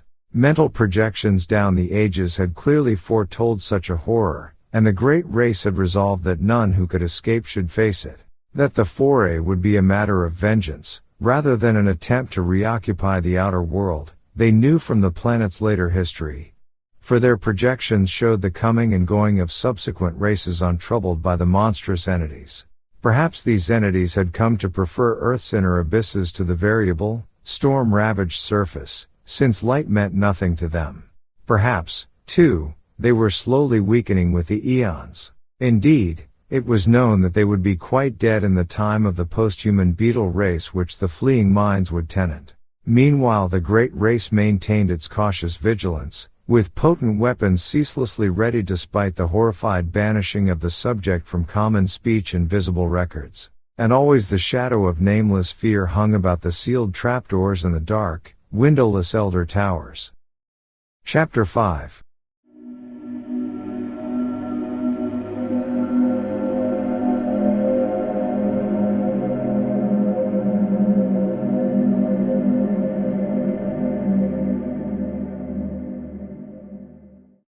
That is the world of which my dreams brought me dim, scattered echoes every night.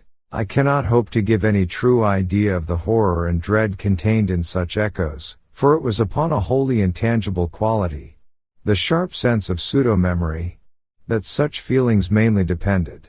As I have said, my studies gradually gave me a defense against these feelings, in the form of rational psychological explanations, and this saving influence was augmented by the subtle touch of accustomedness which comes with the passage of time. Yet in spite of everything the vague, creeping terror would return momentarily now and then. It did not, however, engulf me as it had before, and after 1922 I lived a very normal life of work and recreation. In the course of years I began to feel that my experience, together with the kindred cases and the related folklore, ought to be definitely summarized and published for the benefit of serious students. Hence I prepared a series of articles briefly covering the whole ground and illustrated with crude sketches of some of the shapes, scenes, decorative motifs, and hieroglyphs remembered from the dreams. These appeared at various times during 1928 and 1929 in the Journal of the American Psychological Society, but did not attract much attention. Meanwhile I continued to record my dreams with the minutest care, even though the growing stack of reports attained troublesomely vast proportions. On July 10, 1934, there was forwarded to me by the Psychological Society the letter which opened the culminating and most horrible phase of the whole mad ordeal. It was postmarked Pilbara, Western Australia, and bore the signature of one whom I found, upon inquiry, to be a mining engineer of considerable prominence. Enclosed were some very curious snapshots. I will reproduce the text in its entirety, and no reader can fail to understand how tremendous an effect it and the photographs had upon me. I was, for a time, almost stunned and incredulous, for although I had often thought that some basis of fact must underlie certain phases of the legends which had colored my dreams, I was nonetheless unprepared for anything like a tangible survival from a lost world remote beyond all imagination. Most devastating of all were the photographs. For here, in cold, incontrovertible realism, there stood out against a background of sand certain worn down, water-ridged, storm-weathered blocks of stone whose slightly convex tops and slightly concave bottoms told their own story. And when I studied them with a magnifying glass, I could see all too plainly, amidst the batterings and pittings, the traces of those vast curvilinear designs and occasional hieroglyphs whose significance had become so hideous to me. But here is the letter, which speaks for itself. 49, Dampier Street, Pulbara, Western Australia. The 18th of May 1934. Professor N. W. Peasley. C.O. American Psychological Society. 30, East 41st Street. New York City, USA. My dear Sir, a recent conversation with Dr. E. M. Boyle of Perth, and some papers with your articles which he has just sent me, make it advisable for me to tell you about certain things I have seen in the great sandy desert east of our goldfield here. It would seem, in view of the peculiar legends about old cities with huge stonework and strange designs and hieroglyphs which you describe, that I have come upon something very important. The indigenous have always been full of talk about great stones with marks on them, and seem to have a terrible fear of such things. They connect them in some way with their common racial legends about Budai, the gigantic old man who lies asleep for ages underground with his head on his arm, and who will someday awake and eat up the world.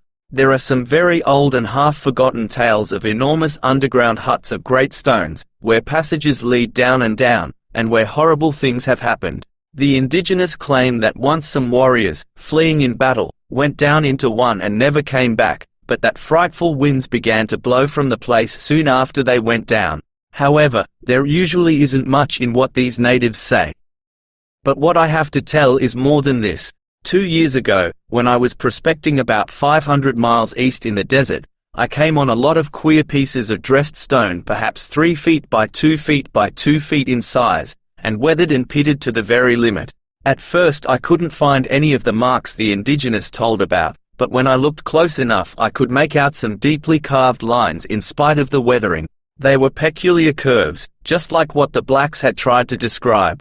I imagine there must have been 30 or 40 blocks, some nearly buried in the sand, and all within a circle perhaps 1/4 mile's diameter.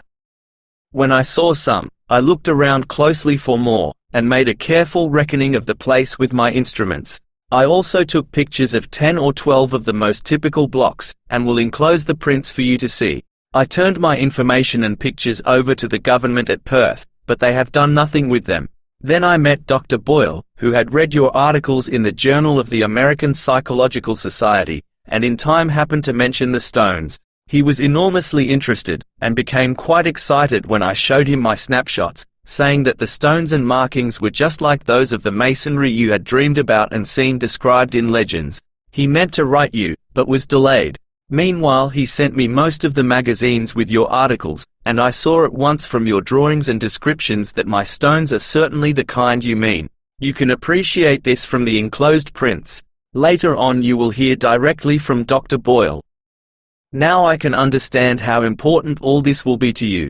Without question we are faced with the remains of an unknown civilization older than any dreamed of before, and forming a basis for your legends.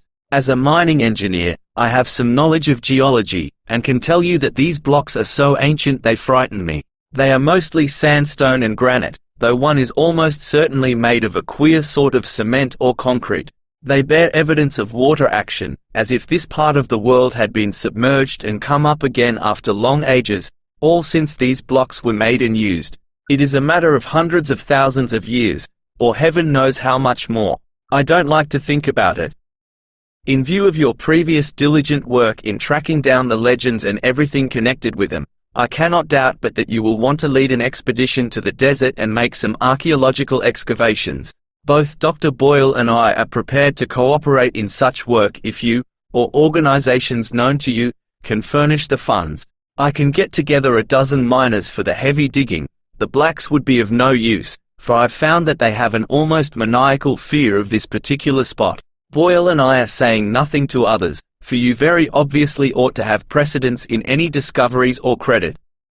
The place can be reached from Pulbara in about 4 days by motor tractor, which we'd need for our apparatus. It is somewhat west and south of Warburton's Path of 1873, and 100 miles southeast of Joanna Spring. We could float things up the De Grey River instead of starting from Pulbara, but all that can be talked over later.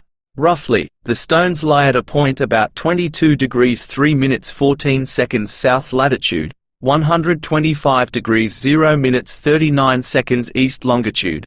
The climate is tropical, and the desert conditions are trying. Any expedition had better be made in winter, June or July or August. I shall welcome further correspondence upon this subject, and am keenly eager to assist in any plan you may devise. After studying your articles, I am deeply impressed with the profound significance of the whole matter. Dr. Boyle will write later. When rapid communication is needed, a cable to Perth can be relayed by wireless. Hoping profoundly for an early message. Believe me. Most faithfully yours, Robert B. F. Mackenzie. Of the immediate aftermath of this letter, much can be learned from the press. My good fortune in securing the backing of Miskatonic University was great, and both Mr. Mackenzie and Dr. Boyle proved invaluable in arranging matters at the Australian end. We were not too specific with the public about our objects, since the whole matter would have lent itself unpleasantly to sensational and jocose treatment by the cheaper newspapers. As a result, printed reports were sparing, but enough appeared to tell of our quest for reported Australian ruins and to chronicle our various preparatory steps. Professors William Dyer of the college's geology department, leader of the Miskatonic Antarctic expedition of 1930-31, Ferdinand C. Ashley of the Department of Ancient History, and Tyler M. Freeborn of the Department of Anthropology, together with my son Wingate, accompanied me. My correspondent Mackenzie came to Arkham early in 1935 and assisted in our final preparations. He proved to be a tremendously competent and affable man of about 50, admirably well read, and deeply familiar with all the conditions of Australian travel. He had tractors waiting at Pilbara, and we chartered a tramp steamer of sufficiently light draft to get up the river to that point. We were prepared to excavate in the most careful and scientific fashion, sifting every particle of sand, and disturbing nothing which might seem to be in or near its original situation. Sailing from Boston aboard the Wheezy Lexington on March 28, 1935, we had a leisurely trip across the Atlantic and Mediterranean, through the Suez Canal, down the Red Sea, and across the Indian Ocean to our goal. I need not tell how the sight of the low, sandy West Australian coast depressed me, and how I detested the crude mining town and dreary gold fields where the tractors were given their last loads. Dr. Boyle, who met us, proved to be elderly, pleasant, and intelligent, and his knowledge of psychology led him into many long discussions with my son and me. Discomfort and expectancy were oddly mingled in most of us when at length our party of 18 rattled forth over the arid leagues of sand and rock. On Friday, May 31st, we forded a branch of the De Grey and entered the realm of utter desolation. A certain positive terror grew on me as we advanced to this actual site of the elder world behind the legends, a terror of course abetted by the fact that my disturbing dreams and pseudo-memories still beset me with unabated force. It was on Monday, June 3rd, that we saw the first of the half-buried blocks.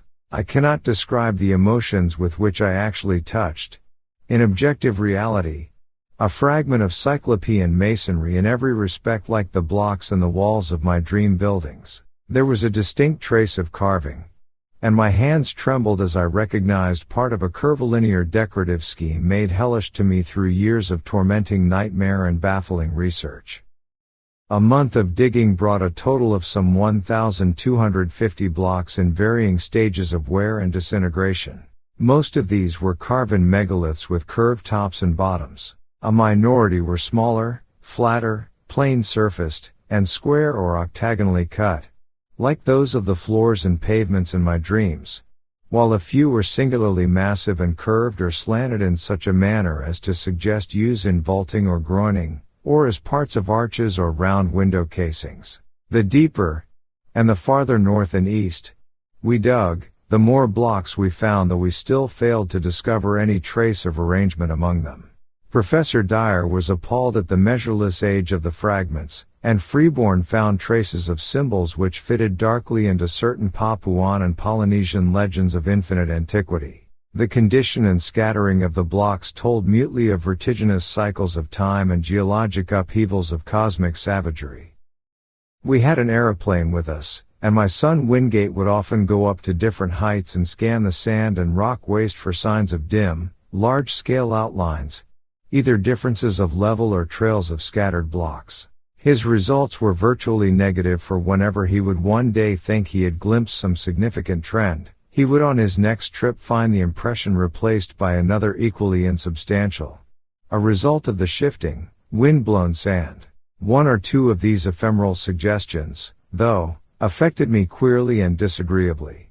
They seemed, after a fashion, to dovetail horribly with something which I had dreamed or read, but which I could no longer remember. There was a terrible pseudo-familiarity about them, which somehow made me look furtively and apprehensively over the abominable, sterile terrain toward the north and northeast. Around the first week in July I developed an unaccountable set of mixed emotions about that general northeasterly region. There was horror, and there was curiosity, but more than that, there was a persistent and perplexing illusion of memory. I tried all sorts of psychological expedients to get these notions out of my head, but met with no success. Sleeplessness also gained upon me, but I almost welcomed this because of the resultant shortening of my dream periods. I acquired the habit of taking long, lone walks in the desert late at night, usually to the north or northeast, whither the sum of my strange new impulses seemed subtly to pull me. Sometimes, on these walks, I would stumble over nearly buried fragments of the ancient masonry. Though there were fewer visible blocks here than where we had started, I felt sure that there must be a vast abundance beneath the surface. The ground was less level than at our camp, and the prevailing high winds now and then piled the sand into fantastic temporary hillocks, exposing some traces of the elder stones while it covered other traces. I was queerly anxious to have the excavations extend to this territory, yet at the same time dreaded what might be revealed. Obviously, I was getting into a rather bad state, all the worse because I could not account for it. An indication of my poor nervous health can be gained from my response to an odd discovery which I made on one of my nocturnal rambles. It was on the evening of July 11th, when a gibbous moon flooded the mysterious hillocks with a curious pallor. Wandering somewhat beyond my usual limits, I came upon a great stone which seemed to differ markedly from any we had yet encountered. It was almost wholly covered, but I stooped and cleared away the sand with my hands, later studying the object carefully and supplementing the moonlight with my electric torch. Unlike the other very large rocks, this one was perfectly square-cut, with no convex or concave surface. It seemed, too, to be of a dark basaltic substance wholly dissimilar to the granite and sandstone and occasional concrete of the now familiar fragments. Suddenly I rose, turned, and ran for the camp at top speed. It was a wholly unconscious and irrational flight, and only when I was close to my tent did I fully realize why I had run. Then it came to me. The queer dark stone was something which I had dreamed and read about, and which was linked with the uttermost horrors of the eon-old legendary. It was one of the blocks of that basaltic elder masonry which the fabled great race held in such fear. The tall, windowless ruins left by those brooding, half-material, alien things that festered in earth's nether abysses and against whose wind-like, invisible forces the trapdoors were sealed and the sleepless sentinels posted. I remained awake all that night, but by dawn realized how silly I had been to let the shadow of a myth upset me. Instead of being frightened, I should have had a discoverer's enthusiasm. The next forenoon I told the others about my find, and Dyer, Freeborn, Boyle, my son, and I set out to view the anomalous block. Failure, however, confronted us. I had formed no clear idea of the stone's location, and a late wind had wholly altered the hillocks of shifting sand. Chapter 6.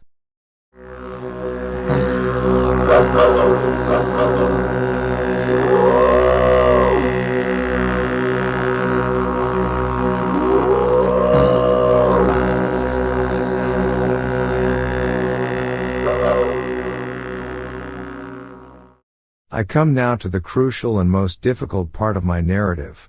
All the more difficult because I cannot be quite certain of its reality. At times I feel uncomfortably sure that I was not dreaming or deluded, and it is this feeling, in view of the stupendous implications which the objective truth of my experience would raise, which impels me to make this record. My son, a trained psychologist with the fullest and most sympathetic knowledge of my whole case, shall be the primary judge of what I have to tell. First, let me outline the externals of the matter, as those at the camp know them. On the night of July 17, 18, after a windy day, I retired early but could not sleep, rising shortly before 11, and afflicted as usual with that strange feeling regarding the northeastward terrain, I set out on one of my typical nocturnal walks, seeing and greeting only one person, an Australian miner named Tupper, as I left our precincts. The moon, slightly past full, shone from a clear sky and drenched the ancient sands with a white, leprous radiance which seemed to me somehow infinitely evil.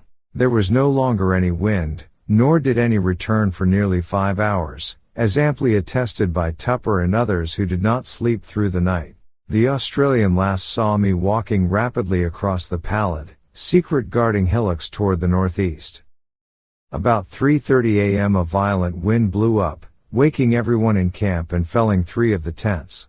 The sky was unclouded, and the desert still blazed with that leprous moonlight. As the party saw to the tents, my absence was noted, but in view of my previous walks this circumstance gave no one alarm. And yet as many as 3 men, all Australians, seemed to feel something sinister in the air. Mackenzie explained to Professor Freeborn that this was a fear picked up from blackfellow folklore, the natives having woven a curious fabric of malignant myth about the high winds which at long intervals sweep across the sands under a clear sky.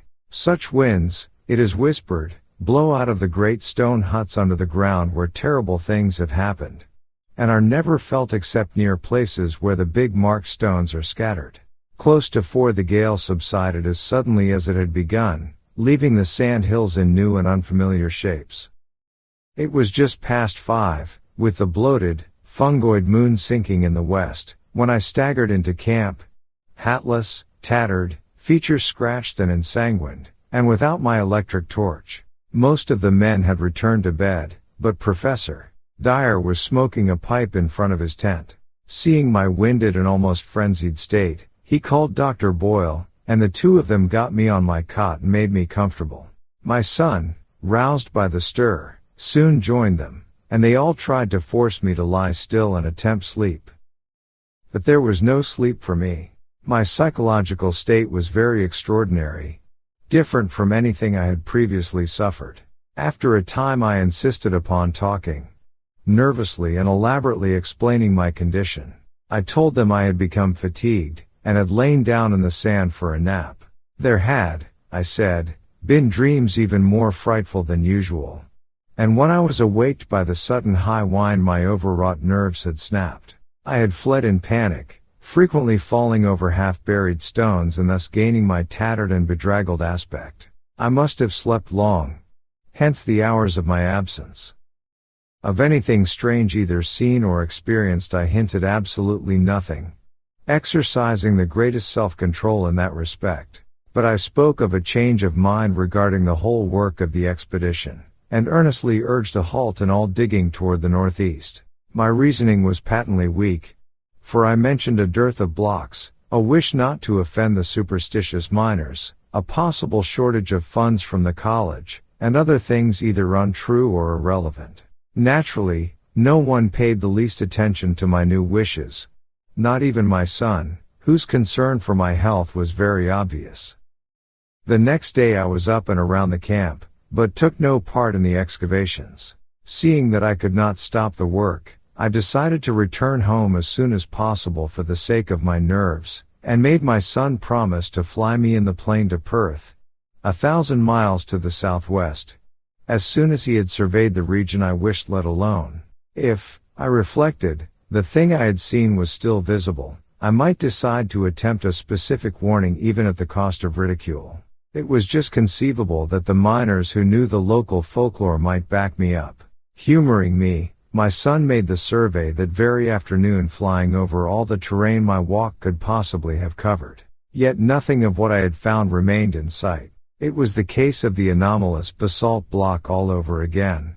The shifting sand had wiped out every trace. For an instant I half regretted having lost a certain awesome object in my stark fright. But now I know that the loss was merciful. I can still believe my whole experience an illusion. Especially if, as I devoutly hope, that hellish abyss is never found. Wingate took me to Perth July 20th. Though declining to abandon the expedition and return home, he stayed with me until the 25th, when the steamer for Liverpool sailed. Now, in the cabin of the Empress, I am pondering long and frantically on the entire matter, and have decided that my son at least must be informed. It shall rest with him whether to diffuse the matter more widely. In order to meet any eventuality, I have prepared this summary of my background, as already known in a scattered way to others, and will now tell as briefly as possible what seemed to happen during my absence from the camp that hideous night. Nerves on edge, and whipped into a kind of perverse eagerness by that inexplicable, dread-mingled, pseudo-mnemonic urge toward the northeast, I plodded on beneath the evil, burning moon. Here and there I saw, half shrouded by the sand, those primal cyclopean blocks left from nameless and forgotten eons. The incalculable age and brooding horror of this monstrous waste began to oppress me as never before, and I could not keep from thinking of my maddening dreams, of the frightful legends which lay behind them, and of the present fears of natives and miners concerning the desert and its carven stones. And yet I plodded on as if to some eldritch rendezvous, more and more assailed by bewildering fancies, compulsions, and pseudo-memories. I thought of some of the possible contours of the lines of stones as seen by my son from the air, and wondered why they seemed at once so ominous and so familiar. Something was fumbling and rattling at the latch of my recollection, while another unknown force sought to keep the portal barred. The night was windless, and the pallid sand curved upward and downward like frozen waves of the sea. I had no goal, but somehow plowed along as if with fate-bound assurance. My dreams welled up into the waking world, so that each sand-embedded megalith seemed part of endless rooms and corridors of prehuman masonry, carved and hieroglyphed with symbols that I knew too well from years of custom as a captive mind of the great race. At moments I fancied I saw those omniscient conical horrors moving about at their accustomed tasks, and I feared to look down lest I find myself one with them in aspect. Yet all the while I saw the sand-covered blocks as well as the rooms and corridors, the evil, burning moon as well as the lamps of luminous crystal, the endless desert as well as the waving ferns and cycads beyond the windows. I was awake and dreaming at the same time.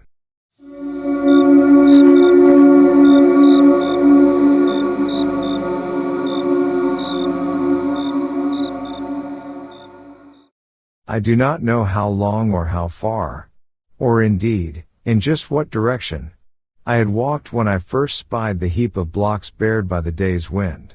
It was the largest group in one place that I had so far seen, and so sharply did it impress me that the visions of fabulous eons faded suddenly away. Again there were only the desert and the evil moon and the shards of an unguessed past.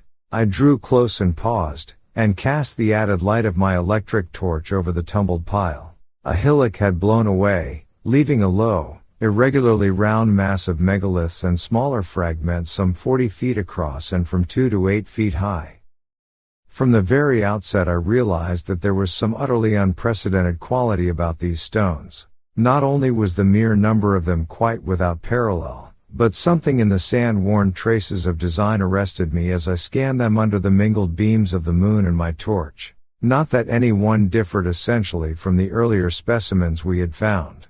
It was something subtler than that. The impression did not come when I looked at one block alone, but only when I ran my eye over several almost simultaneously. Then, at last, the truth dawned upon me. The curvilinear patterns on many of these blocks were closely related, parts of one vast decorative conception. For the first time in this eon-shaken waste I had come upon a mass of masonry in its old position, tumbled and fragmentary, it is true, but nonetheless existing in a very definite sense.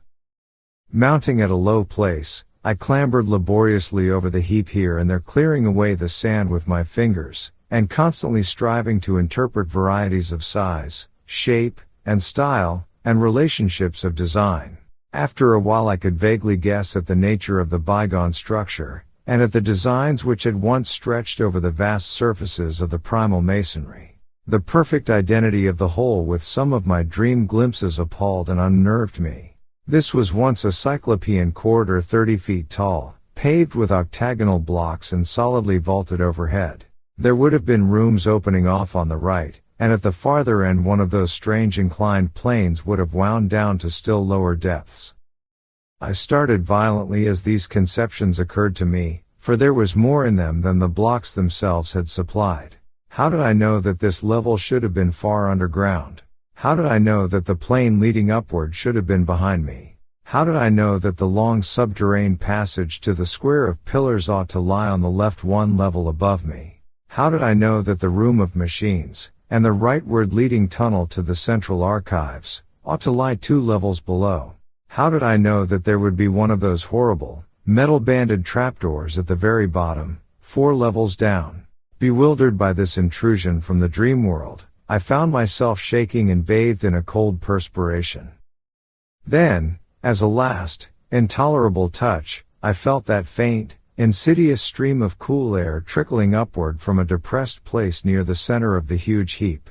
Instantly, as once before, my visions faded, and I saw again only the evil moonlight, the brooding desert, and the spreading tumulus of Paleogean masonry. Something real and tangible, yet fraught with infinite suggestions of nighted mystery, now confronted me. For that stream of air could argue but one thing: a hidden gulf of great size beneath the disordered blocks on the surface. My first thought was of the sinister indigenous legends of vast underground huts among the megaliths where horrors happen and great winds are born. Then thoughts of my own dreams came back, and I felt dim pseudo-memories tugging at my mind. What manner of place lay below me? What primal, inconceivable source of age-old myth cycles and haunting nightmares might I be on the brink of uncovering? It was only for a moment that I hesitated, for more than curiosity and scientific zeal was driving me on and working against my growing fear. I seemed to move almost automatically, as if in the clutch of some compelling fate. Pocketing my torch, and struggling with a strength that I had not thought I possessed, I wrenched aside first one titan fragment of stone and then another, till there welled up a strong draught whose dampness contrasted oddly with the desert's dry air. A black rift began to yawn, and at length, when I had pushed away every fragment small enough to budge, the leprous moonlight blazed on an aperture of ample width to admit me. I drew out my torch and cast a brilliant beam into the opening.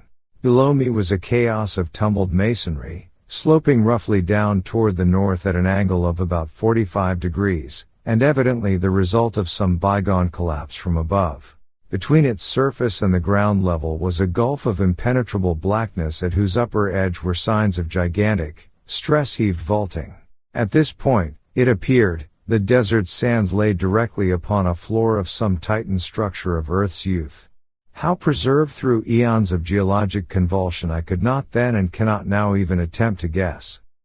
In retrospect, the barest idea of a sudden, lone descent into such a doubtful abyss, and at a time when one's whereabouts were unknown to any living soul, seems like the utter apex of insanity. Perhaps it was. Yet that night I embarked without hesitancy upon such a descent. Again there was manifest that lure and driving of fatality which had all along seemed to direct my course. With torch flashing intermittently to save the battery, I commenced a mad scramble down the sinister, cyclopean incline below the opening, sometimes facing forward as I found good hand and footholds, and at other times turning to face the heap of megaliths as I clung and fumbled more precariously. In two directions beside me, distant walls of carven, crumbling masonry loomed dimly under the direct beams of my torch. Ahead, however, was only unbroken blackness. I kept no track of time during my downward scramble. So seething with baffling hints and images was my mind, that all objective matter seemed withdrawn into incalculable distances. Physical sensation was dead, and even fear remained as a wraith-like, inactive gargoyle leering impotently at me. Eventually I reached a level floor strewn with fallen blocks, shapeless fragments of stone, and sand and detritus of every kind. On either side, perhaps 30 feet apart, rose massive walls culminating in huge groinings. That they were carved I could just discern, but the nature of the carvings was beyond my perception. What held me the most was the vaulting overhead. The beam from my torch could not reach the roof, but the lower parts of the monstrous arches stood out distinctly. And so perfect was their identity with what I had seen in countless dreams of the elder world, that I trembled actively for the first time. Behind and high above, a faint luminous blur told of the distant moonlit world outside. Some vague shred of caution warned me that I should not let it out of my sight, lest I have no guide for my return. I now advanced toward the wall on my left, where the traces of carving were plainest.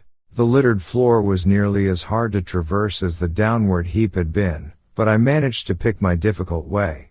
At one place I heaved aside some blocks and kicked away the detritus to see what the pavement was like, and shuddered at the utter, fateful familiarity of the great octagonal stones whose buckled surface still held roughly together. Reaching a convenient distance from the wall, I cast the torchlight slowly and carefully over its worn remnants of carving.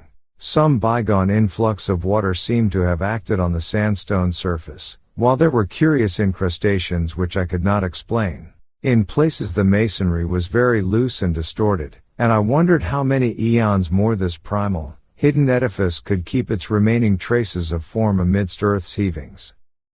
But it was the carvings themselves that excited me most. Despite their time-crumbled state, they were relatively easy to trace at close range, and the complete, intimate familiarity of every detail almost stunned my imagination. That the major attributes of this hoary masonry should be familiar, was not beyond normal credibility. Powerfully impressing the weavers of certain myths, they had become embodied in a stream of cryptic lore which, somehow coming to my notice during the amnesic period, had evoked vivid images in my subconscious mind.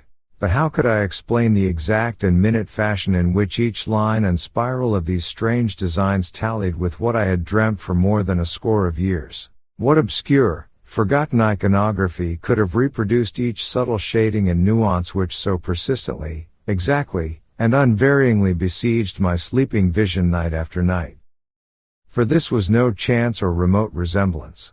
Definitely and absolutely, the millennially ancient, eon-hidden corridor in which I stood was the original of something I knew in sleep as intimately as I knew my own house in Crane Street, Arkham. True, my dreams showed the place in its undecayed prime, but the identity was no less real on that account. I was wholly and horribly oriented. The particular structure I was in was known to me. Known, too, was its place in that terrible elder city of dreams.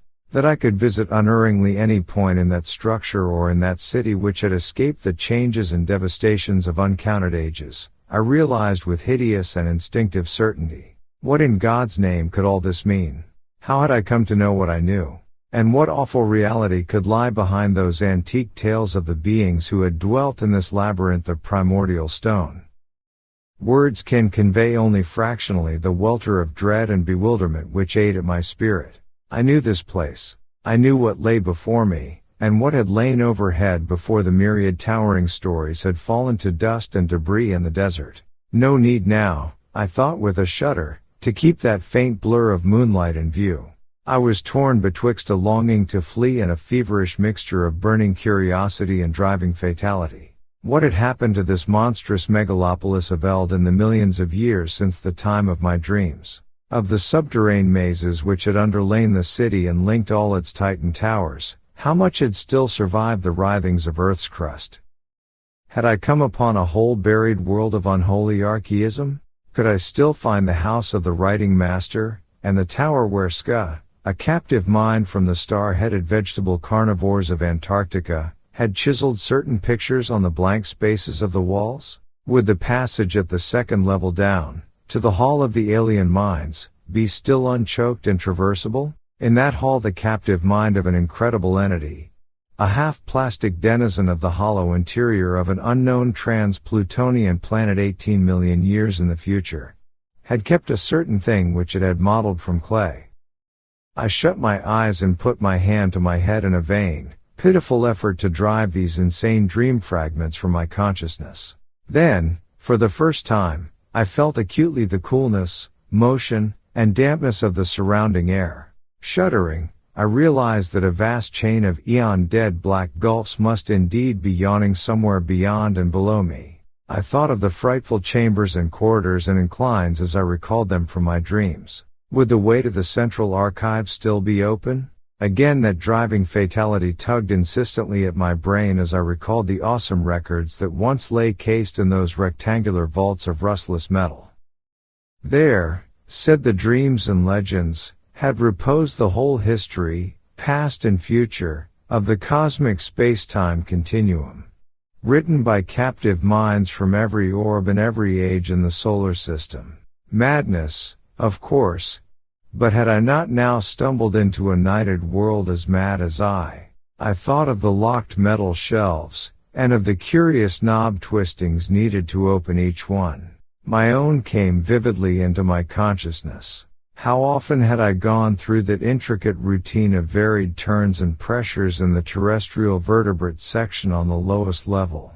Every detail was fresh and familiar. If there were such a vault as I had dreamed of, I could open it in a moment. It was then that madness took me utterly. An instant later, and I was leaping and stumbling over the rocky debris toward the well-remembered incline to the depths below. Chapter 7.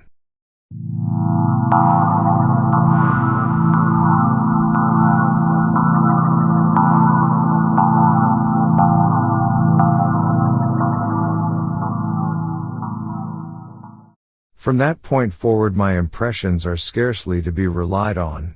Indeed, I still possess a final, desperate hope that they all form parts of some demoniac dream, or illusion born of delirium. A fever raged in my brain, and everything came to me through a kind of haze, sometimes only intermittently. The rays of my torch shot feebly into the engulfing blackness, bringing phantasmal flashes of hideously familiar walls and carvings, all blighted with the decay of ages. In one place a tremendous mass of vaulting had fallen, so that I had to clamber over a mighty mound of stones reaching almost to the ragged, grotesquely stalactited roof. It was all the ultimate apex of nightmare, made worse by the blasphemous tug of pseudo-memory. One thing only was unfamiliar, and that was my own size in relation to the monstrous masonry. I felt oppressed by a sense of unwanted smallness, as if the sight of these towering walls from a mere human body was something wholly new and abnormal. Again and again I looked nervously down at myself, vaguely disturbed by the human form I possessed. Onward through the blackness of the abyss I leapt, plunged, and staggered, often falling and bruising myself, and once nearly shattering my torch. Every stone and corner of that demoniac gulf was known to me, and at many points I stopped to cast beams of light through choked and crumbling yet familiar archways. Some rooms had totally collapsed, others were bare or debris-filled. In a few I saw masses of metal, some fairly intact, some broken, and some crushed or battered, which I recognized as the colossal pedestals or tables of my dreams. What they could in truth have been, I dared not guess. I found the downward incline and began its descent, though after a time halted by a gaping, ragged chasm whose narrowest point could not be much less than 4 feet across. Here the stonework had fallen through, revealing incalculable inky depths beneath. I knew there were 2 more cellar levels in this titan edifice, and trembled with fresh panic as I recalled the metal clamp trapdoor on the lowest one. There could be no guards now, for what had lurked beneath had long since done its hideous work and sunk into its long decline. By the time of the post-human beetle race it would be quite dead. And yet, as I thought of the native legends, I trembled anew. It cost me a terrible effort to vault that yawning chasm, since the littered floor prevented a running start. But madness drove me on. I chose a place close to the left-hand wall, where the rift was least wide and the landing spot reasonably clear of dangerous debris, and after one frantic moment reached the other side in safety. At last gaining the lower level, I stumbled on past the archway of the room of machines, within which were fantastic ruins of metal half buried beneath fallen vaulting. Everything was where I knew it would be, and I climbed confidently over the heaps which barred the entrance of a vast transverse corridor. This, I realized, would take me under the city to the central archives. Endless ages seemed to unroll as I stumbled, leapt, and crawled along that debris-cluttered corridor. Now and then I could make out carvings on the age-stained walls. Some familiar, others seemingly added since the period of my dreams. Since this was a subterranean house-connecting highway, there were no archways save when the route led through the lower levels of various buildings. At some of these intersections I turned aside long enough to look down well-remembered corridors and into well-remembered rooms. Twice only did I find any radical changes from what I had dreamed of. And in one of these cases I could trace the sealed-up outlines of the archway I remembered. I shook violently, and felt a curious surge of retarding weakness, as I steered a hurried and reluctant course through the crypt of one of those great windowless ruined towers whose alien basalt masonry bespoke a whispered and horrible origin. This primal vault was round and fully 200 feet across, with nothing carved upon the dark-hued stonework. The floor was here free from anything save dust and sand, and I could see the apertures leading upward and downward. There were no stairs or inclines. Indeed, my dreams had pictured those elder towers as wholly untouched by the fabulous great race. Those who had built them had not needed stairs or inclines. In the dreams, the downward aperture had been tightly sealed and nervously guarded. Now it lay open, black and yawning, and giving forth a current of cool, damp air. Of what limitless caverns of eternal night might brood below, I would not permit myself to think. Later, clawing my way along a badly heaped section of the corridor, I reached a place where the roof had wholly caved in. The debris rose like a mountain, and I climbed up over it, passing through a vast empty space where my torchlight could reveal neither walls nor vaulting. This, I reflected, must be the cellar of the House of the Metal Purveyors, fronting on the third square not far from the archives. What had happened to it I could not conjecture. I found the corridor again beyond the mountain of detritus and stones, but after a short distance encountered a wholly choked place where the fallen vaulting almost touched the perilously sagging ceiling. How I managed to wrench and tear aside enough blocks to afford a passage, and how I dared disturb the tightly packed fragments when the least shift of equilibrium might have brought down all the tons of superincumbent masonry to crush me to nothingness, I do not know. It was sheer madness that impelled and guided me. If, indeed, my whole underground adventure was not, as I hope, a hellish delusion or phase of dreaming. But I did make, or dream that I made, a passage that I could squirm through. As I wriggled over the mound of debris, my torch, switched continuously on, thrust deeply within my mouth. I felt myself torn by the fantastic stalactites of the jagged floor above me. I was now close to the great underground archival structure which seemed to form my goal. Sliding and clambering down the farther side of the barrier, and picking my way along the remaining stretch of corridor with handheld, intermittently flashing torch, I came at last to a low, circular crypt with arches, still in a marvelous state of preservation, opening off on every side. The walls, or such parts of them as lay within reach of my torchlight, were densely hieroglyphed and chiseled with typical curvilinear symbols, some added since the period of my dreams. This, I realized, was my fated destination, and I turned at once through a familiar archway on my left.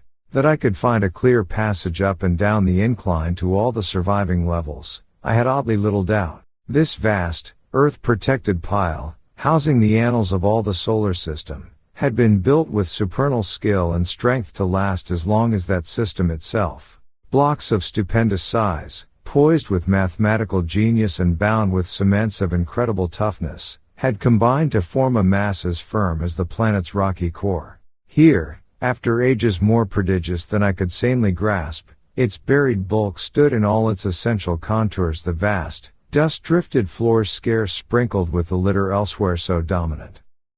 The relatively easy walking from this point onward went curiously to my head. All the frantic eagerness hitherto frustrated by obstacles now took itself out in a kind of febrile speed, and I literally raced along the low-roofed, monstrously well-remembered aisles beyond the archway. I was past being astonished by the familiarity of what I saw. On every hand the great hieroglyphed metal shelf doors loomed monstrously, some yet in place, others sprung open, and still others bent and buckled under bygone geological stresses not quite strong enough to shatter the Titan masonry. Here and there a dust-covered heap below a gaping empty shelf seemed to indicate where cases had been shaken down by earth tremors. On occasional pillars were great symbols or letters proclaiming classes and subclasses of volumes. Once I paused before an open vault where I saw some of the accustomed metal cases still in position amidst the omnipresent gritty dust. Reaching up, I dislodged one of the thinner specimens with some difficulty, and rested it on the floor for inspection. It was titled in the prevailing curvilinear hieroglyphs, though something in the arrangement of the characters seemed subtly unusual. The odd mechanism of the hooked fastener was perfectly well known to me, and I snapped up the still rustless and workable lid and drew out the book within. The latter, as expected, was some 20 by 15 inches in area, and 2 inches thick, the thin metal covers opening at the top. Its tough cellulose pages seemed unaffected by the myriad cycles of time they had lived through, and I studied the queerly pigmented, brush-drawn letters of the text, symbols utterly unlike either the usual curved hieroglyphs or any alphabet known to human scholarship. With a haunting, half-aroused memory, it came to me that this was the language used by a captive mind I had known slightly in my dreams. A mind from a large asteroid on which had survived much of the archaic life and lore of the primal planet whereof it formed a fragment. At the same time I recalled that this level of the archives was devoted to volumes dealing with the non-terrestrial planets. As I ceased poring over this incredible document I saw that the light of my torch was beginning to fail, hence quickly inserted the extra battery I always had with me.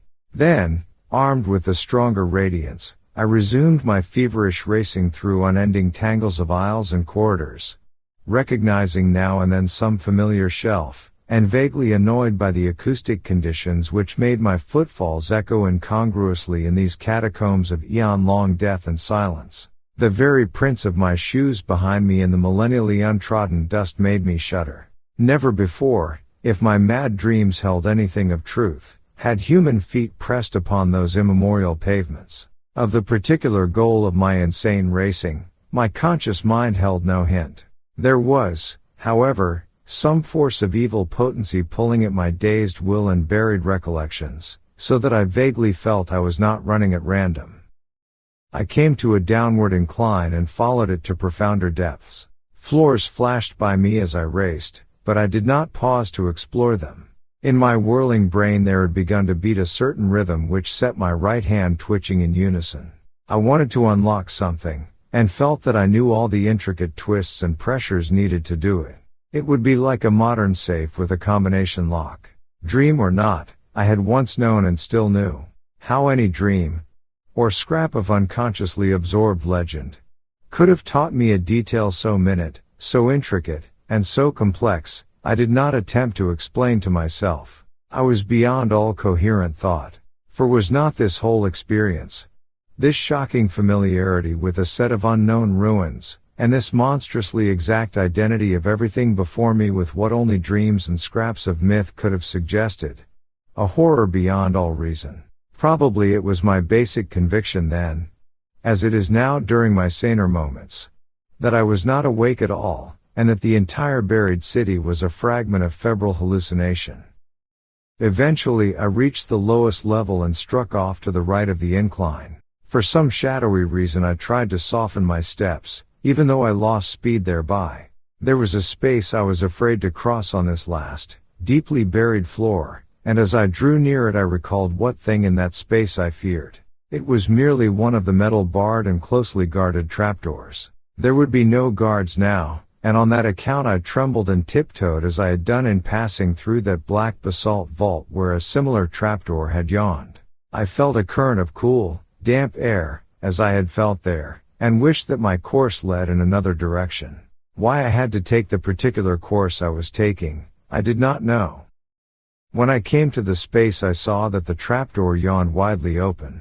Ahead the shelves began again, and I glimpsed on the floor before one of them a heap very thinly covered with dust, where a number of cases had recently fallen.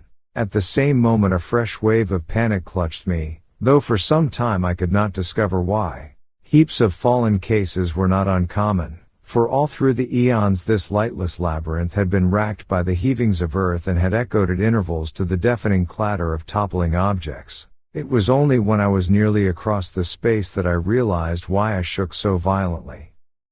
Not the heap, but something about the dust of the level floor was troubling me. In the light of my torch it seemed as if that dust were not as even as it ought to be.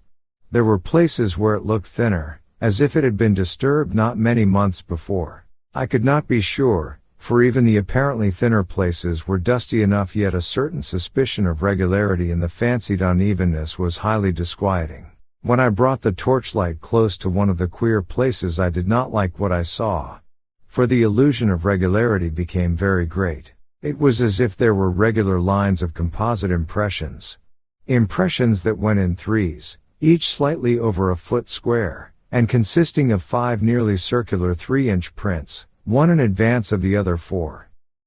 These possible lines of foot square impressions appeared to lead in 2 directions, as if something had gone somewhere and returned. They were of course very faint, and may have been illusions or accidents, but there was an element of dim, fumbling terror about the way I thought they ran. For at one end of them was the heap of cases which must have clattered down not long before, while at the other end was the ominous trapdoor with the cool, damp wind, yawning unguarded down to abysses past imagination. Chapter 8.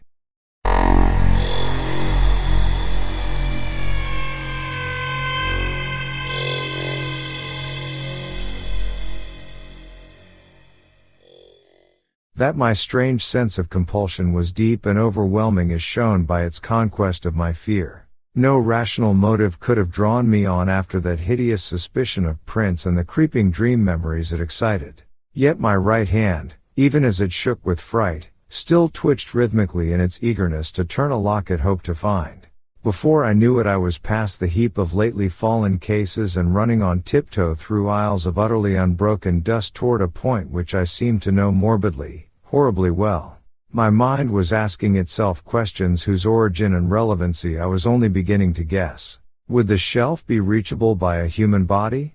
Could my human hand master all the eon-remembered motions of the lock? Would the lock be undamaged and workable? And what would I do? What dare I do? With what, as I now commenced to realize, I both hoped and feared to find. Would it prove the awesome, brain-shattering truth of something past normal conception, or show only that I was dreaming? The next I knew I had ceased my tiptoe racing and was standing still, staring at a row of maddeningly familiar hieroglyph shelves. They were in a state of almost perfect preservation, and only 3 of the doors in this vicinity had sprung open. My feelings toward these shelves cannot be described, so utter and insistent was the sense of old acquaintance. I was looking high up, at a row near the top and wholly out of my reach, and wondering how I could climb to best advantage. An open door 4 rows from the bottom would help, and the locks of the closed doors formed possible holds for hands and feet. I would grip the torch between my teeth as I had in other places where both hands were needed. Above all, I must make no noise. How to get down what I wished to remove would be difficult, but I could probably hook its movable fastener in my coat collar and carry it like a knapsack. Again I wondered whether the lock would be undamaged. That I could repeat each familiar motion I had not the least doubt. But I hoped the thing would not scrape or creak, and that my hand could work it properly. Even as I thought these things I had taken the torch in my mouth and begun to climb. The projecting locks were poor supports, but as I had expected, the open shelf helped greatly. I used both the difficultly swinging door and the edge of the aperture itself in my ascent, and managed to avoid any loud creaking. Balanced on the upper edge of the door, and leaning far to my right, I could just reach the lock I sought. My fingers, half numb from climbing, were very clumsy at first, but I soon saw that they were anatomically adequate, and the memory rhythm was strong in them. Out of unknown gulfs of time, the intricate secret motions had somehow reached my brain correctly in every detail. For after less than 5 minutes of trying there came a click whose familiarity was all the more startling because I had not consciously anticipated it. In another instant the metal door was slowly swinging open with only the faintest grating sound. Dazedly I looked over the row of grayish case ends thus exposed, and felt a tremendous surge of some wholly inexplicable emotion. Just within reach of my right hand was a case whose curving hieroglyphs made me shake with a pang infinitely more complex than one of mere fright. Still shaking, I managed to dislodge it amidst a shower of gritty flakes, and ease it over toward myself without any violent noise. Like the other case I had handled, it was slightly more than 20 by 15 inches in size, with curved mathematical designs in low relief. In thickness it just exceeded 3 inches.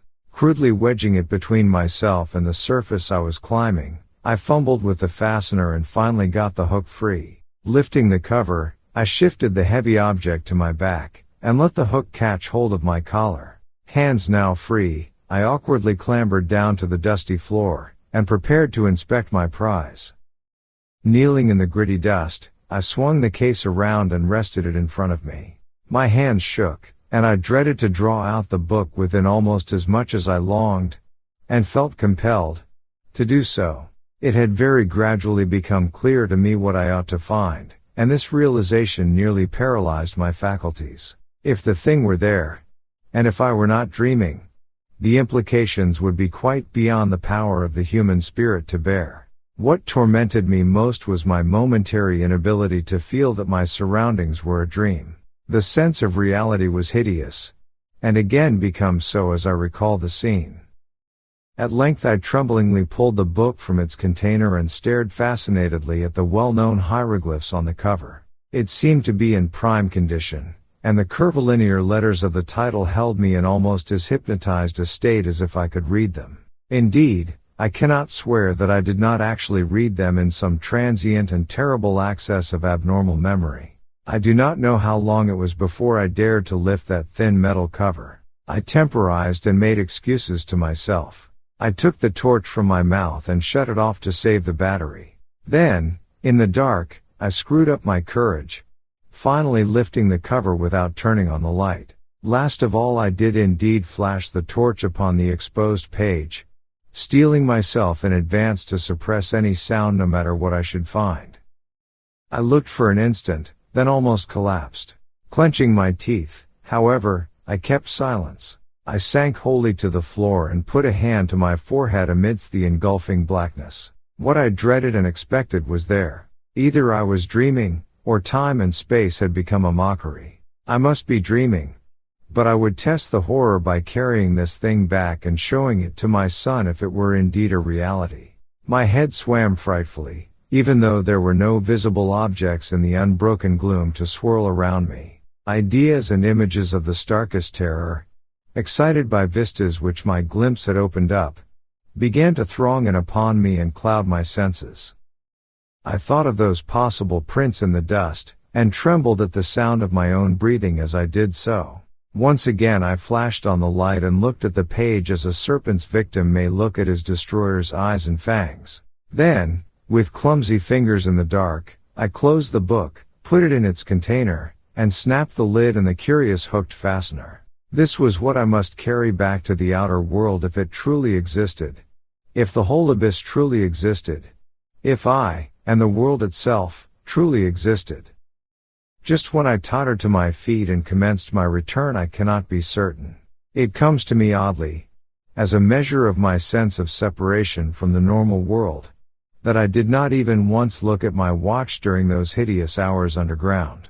Torch in hand, and with the ominous case under one arm, I eventually found myself tiptoeing in a kind of silent panic past the draft-giving abyss and those lurking suggestions of prints. I lessened my precautions as I climbed up the endless inclines, but could not shake off a shadow of apprehension which I had not felt on the downward journey. I dreaded having to repass through that black basalt crypt that was older than the city itself, where cold draughts welled up from unguarded depths. I thought of that which the great race had feared, and of what might still be lurking, be it ever so weak and dying, down there. I thought of those possible 5-circle prints and of what my dreams had told me of such prints, and of strange winds and whistling noises associated with them. And I thought of the tales of the modern blacks, wherein the horror of great winds and nameless subterranean ruins was dwelt upon. I knew from a carven wall symbol the right floor to enter, and came at last, after passing that other book I had examined, to the great circular space with the branching archways. On my right, and at once recognizable, was the arch through which I had arrived. This I now entered, conscious that the rest of my course would be harder because of the tumbled state of the masonry outside the archive building. My new metal-cased burden weighed upon me, and I found it harder and harder to be quiet as I stumbled among debris and fragments of every sort. Then I came to the ceiling-high mound of debris through which I had wrenched a scanty passage. My dread at wriggling through again was infinite, for my first passage had made some noise, and I now, after seeing those possible prints, dreaded sound above all things. The case, too, doubled the problem of traversing the narrow crevice.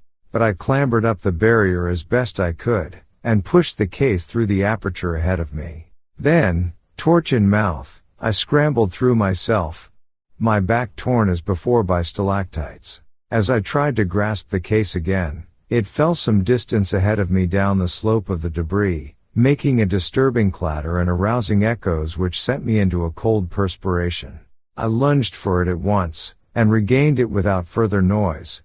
But a moment afterward the slipping of blocks under my feet raised a sudden and unprecedented din. The din was my undoing. For, falsely or not, I thought I heard it answered in a terrible way from spaces far behind me. I thought I heard a shrill, whistling sound, like nothing else on earth, and beyond any adequate verbal description. It may have been only my imagination. If so, what followed has a grim irony, since, save for the panic of this thing, the second thing might never have happened. As it was, my frenzy was absolute and unrelieved. Taking my torch in my hand and clutching feebly at the case, I leapt and bounded wildly ahead with no idea in my brain beyond a mad desire to race out of these nightmare ruins to the waking world of desert and moonlight which lay so far above. I hardly knew it when I reached the mountain of debris which towered into the vast blackness beyond the caved-in roof, and bruised and cut myself repeatedly in scrambling up its steep slope of jagged blocks and fragments. Then came the great disaster. Just as I blindly crossed the summit, unprepared for the sudden dip ahead, my feet slipped utterly and I found myself involved in a mangling avalanche of sliding masonry whose cannon loud uproar split the black cavern air in a deafening series of earth-shaking reverberations.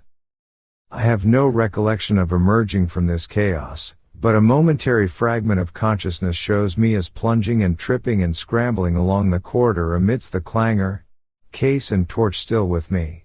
Then, just as I approached the primal basalt crypt I had so dreaded, utter madness came. For as the echoes of the avalanche died down, there became audible a repetition of that frightful, alien whistling I thought I had heard before. This time there was no doubt about it.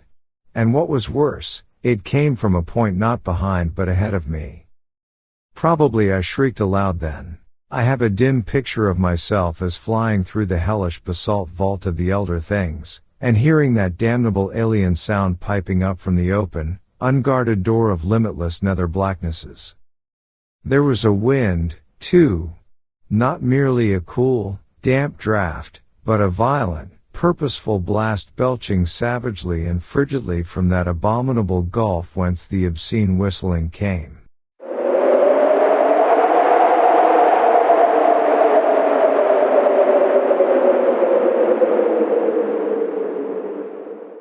There are memories of leaping and lurching over obstacles of every sort, with that torrent of wind and shrieking sound growing moment by moment, and seeming to curl and twist purposefully around me as it struck out wickedly from the spaces behind and beneath. Though in my rear, that wind had the odd effect of hindering instead of aiding my progress, as if it acted like a noose or lasso thrown around me. Heedless of the noise I made, I clattered over a great barrier of blocks and was again in the structure that led to the surface. I recalled glimpsing the archway to the room of machines and almost crying out as I saw the incline leading down to where one of those blasphemous trapdoors must be yawning 2 levels below. But instead of crying out, I muttered over and over to myself that this was all a dream from which I must soon awake. Perhaps I was in camp. Perhaps I was at home in Arkham. As these hopes bolstered up my sanity, I began to mount the incline to the higher level. I knew, of course, that I had the 4-foot cleft to recross, yet was too racked by other fears to realize the full horror until I came almost upon it. On my descent, the leap across had been easy, but could I clear the gap as readily when going uphill, and hampered by fright, exhaustion, the weight of the metal case, and the anomalous backward tug of that demon wind? I thought of these things at the last moment, and thought also of the nameless entities which might be lurking in the black abysses below the chasm. My wavering torch was growing feeble, but I could tell by some obscure memory when I neared the cleft. The chill blasts of wind and the nauseous whistling shrieks behind me were for the moment like a merciful opiate, dulling my imagination to the horror of the yawning gulf ahead. And then I became aware of the added blasts and whistling. In front of me, tides of abomination surging up through the cleft itself from depths unimagined and unimaginable. Now, indeed, the essence of pure nightmare was upon me. Sanity departed, and ignoring everything except the animal impulse of flight, I merely struggled and plunged upward over the incline's debris as if no gulf had existed. Then I saw the chasm's edge, leapt frenziedly with every ounce of strength I possessed, and was instantly engulfed in a pandemoniac vortex of loathsome sound and utter, materially tangible blackness. This is the end of my experience, so far as I can recall. Any further impressions belong wholly to the domain of phantasmagoric delirium. Dream, madness, and memory merged wildly together in a series of fantastic, fragmentary delusions which can have no relation to anything real.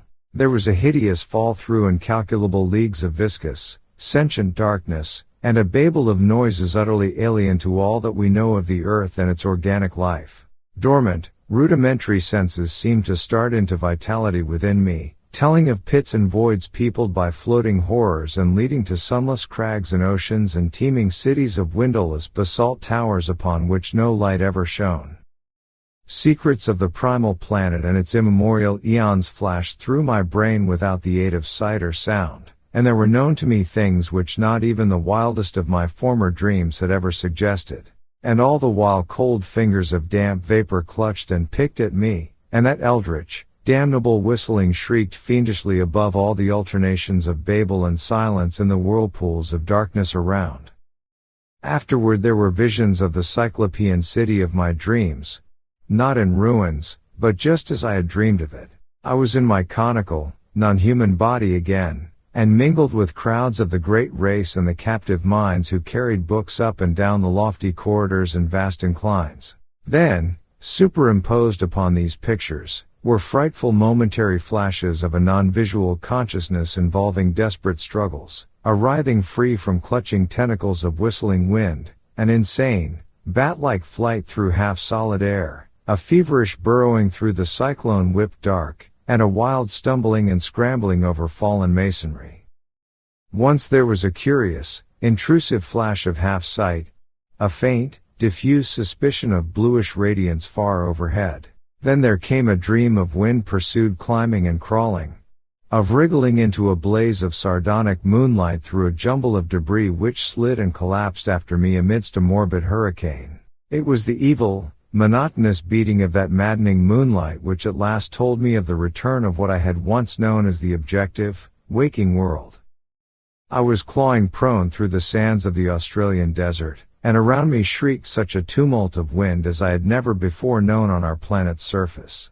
My clothing was in rags, and my whole body was a mass of bruises and scratches. Full consciousness returned very slowly, and at no time could I tell just where true memory left off and delirious dream began. There had seemed to be a mound of Titan blocks, an abyss beneath it, a monstrous revelation from the past, and a nightmare horror at the end. But how much of this was real? My flashlight was gone, and likewise any metal case I may have discovered. Had there been such a case? Or any abyss? Or any mound? Raising my head, I looked behind me, and saw only the sterile, undulant sands of the waste. The demon wind died down, and the bloated, fungoid moon sank reddeningly in the west. I lurched to my feet and began to stagger southwestward toward the camp. What in truth had happened to me? Had I merely collapsed in the desert and dragged a dream-racked body over miles of sand and buried blocks? If not, how could I bear to live any longer? For in this new doubt all my faith in the myth-born unreality of my visions dissolved once more into the hellish older doubting. If that abyss was real, then the great race was real, and its blasphemous reachings and seizures in the cosmos-wide vortex of time were no myths or nightmares, but a terrible, soul-shattering actuality. Had I, in full hideous fact, been drawn back to a pre-human world of 150 million years ago in those dark, baffling days of the amnesia? Had my present body been the vehicle of a frightful alien consciousness from Paleogean gulfs of time? Had I, as the captive mind of those shambling horrors, indeed known that accursed city of stone in its primordial heyday, and wriggled down those familiar corridors in the loathsome shape of my captor? Were those tormenting dreams of more than 20 years the offspring of stark, monstrous memories? Had I once veritably talked with minds from reachless corners of time and space, learned the universe's secrets past and to come, and written the annals of my own world for the metal cases of those Titan archives? And were those others, those shocking elder things of the mad winds and demon pipings, in truth a lingering, lurking menace, waiting and slowly weakening in black abysses while varied shapes of life drag out their multimillennial courses on the planet's age-racked surface?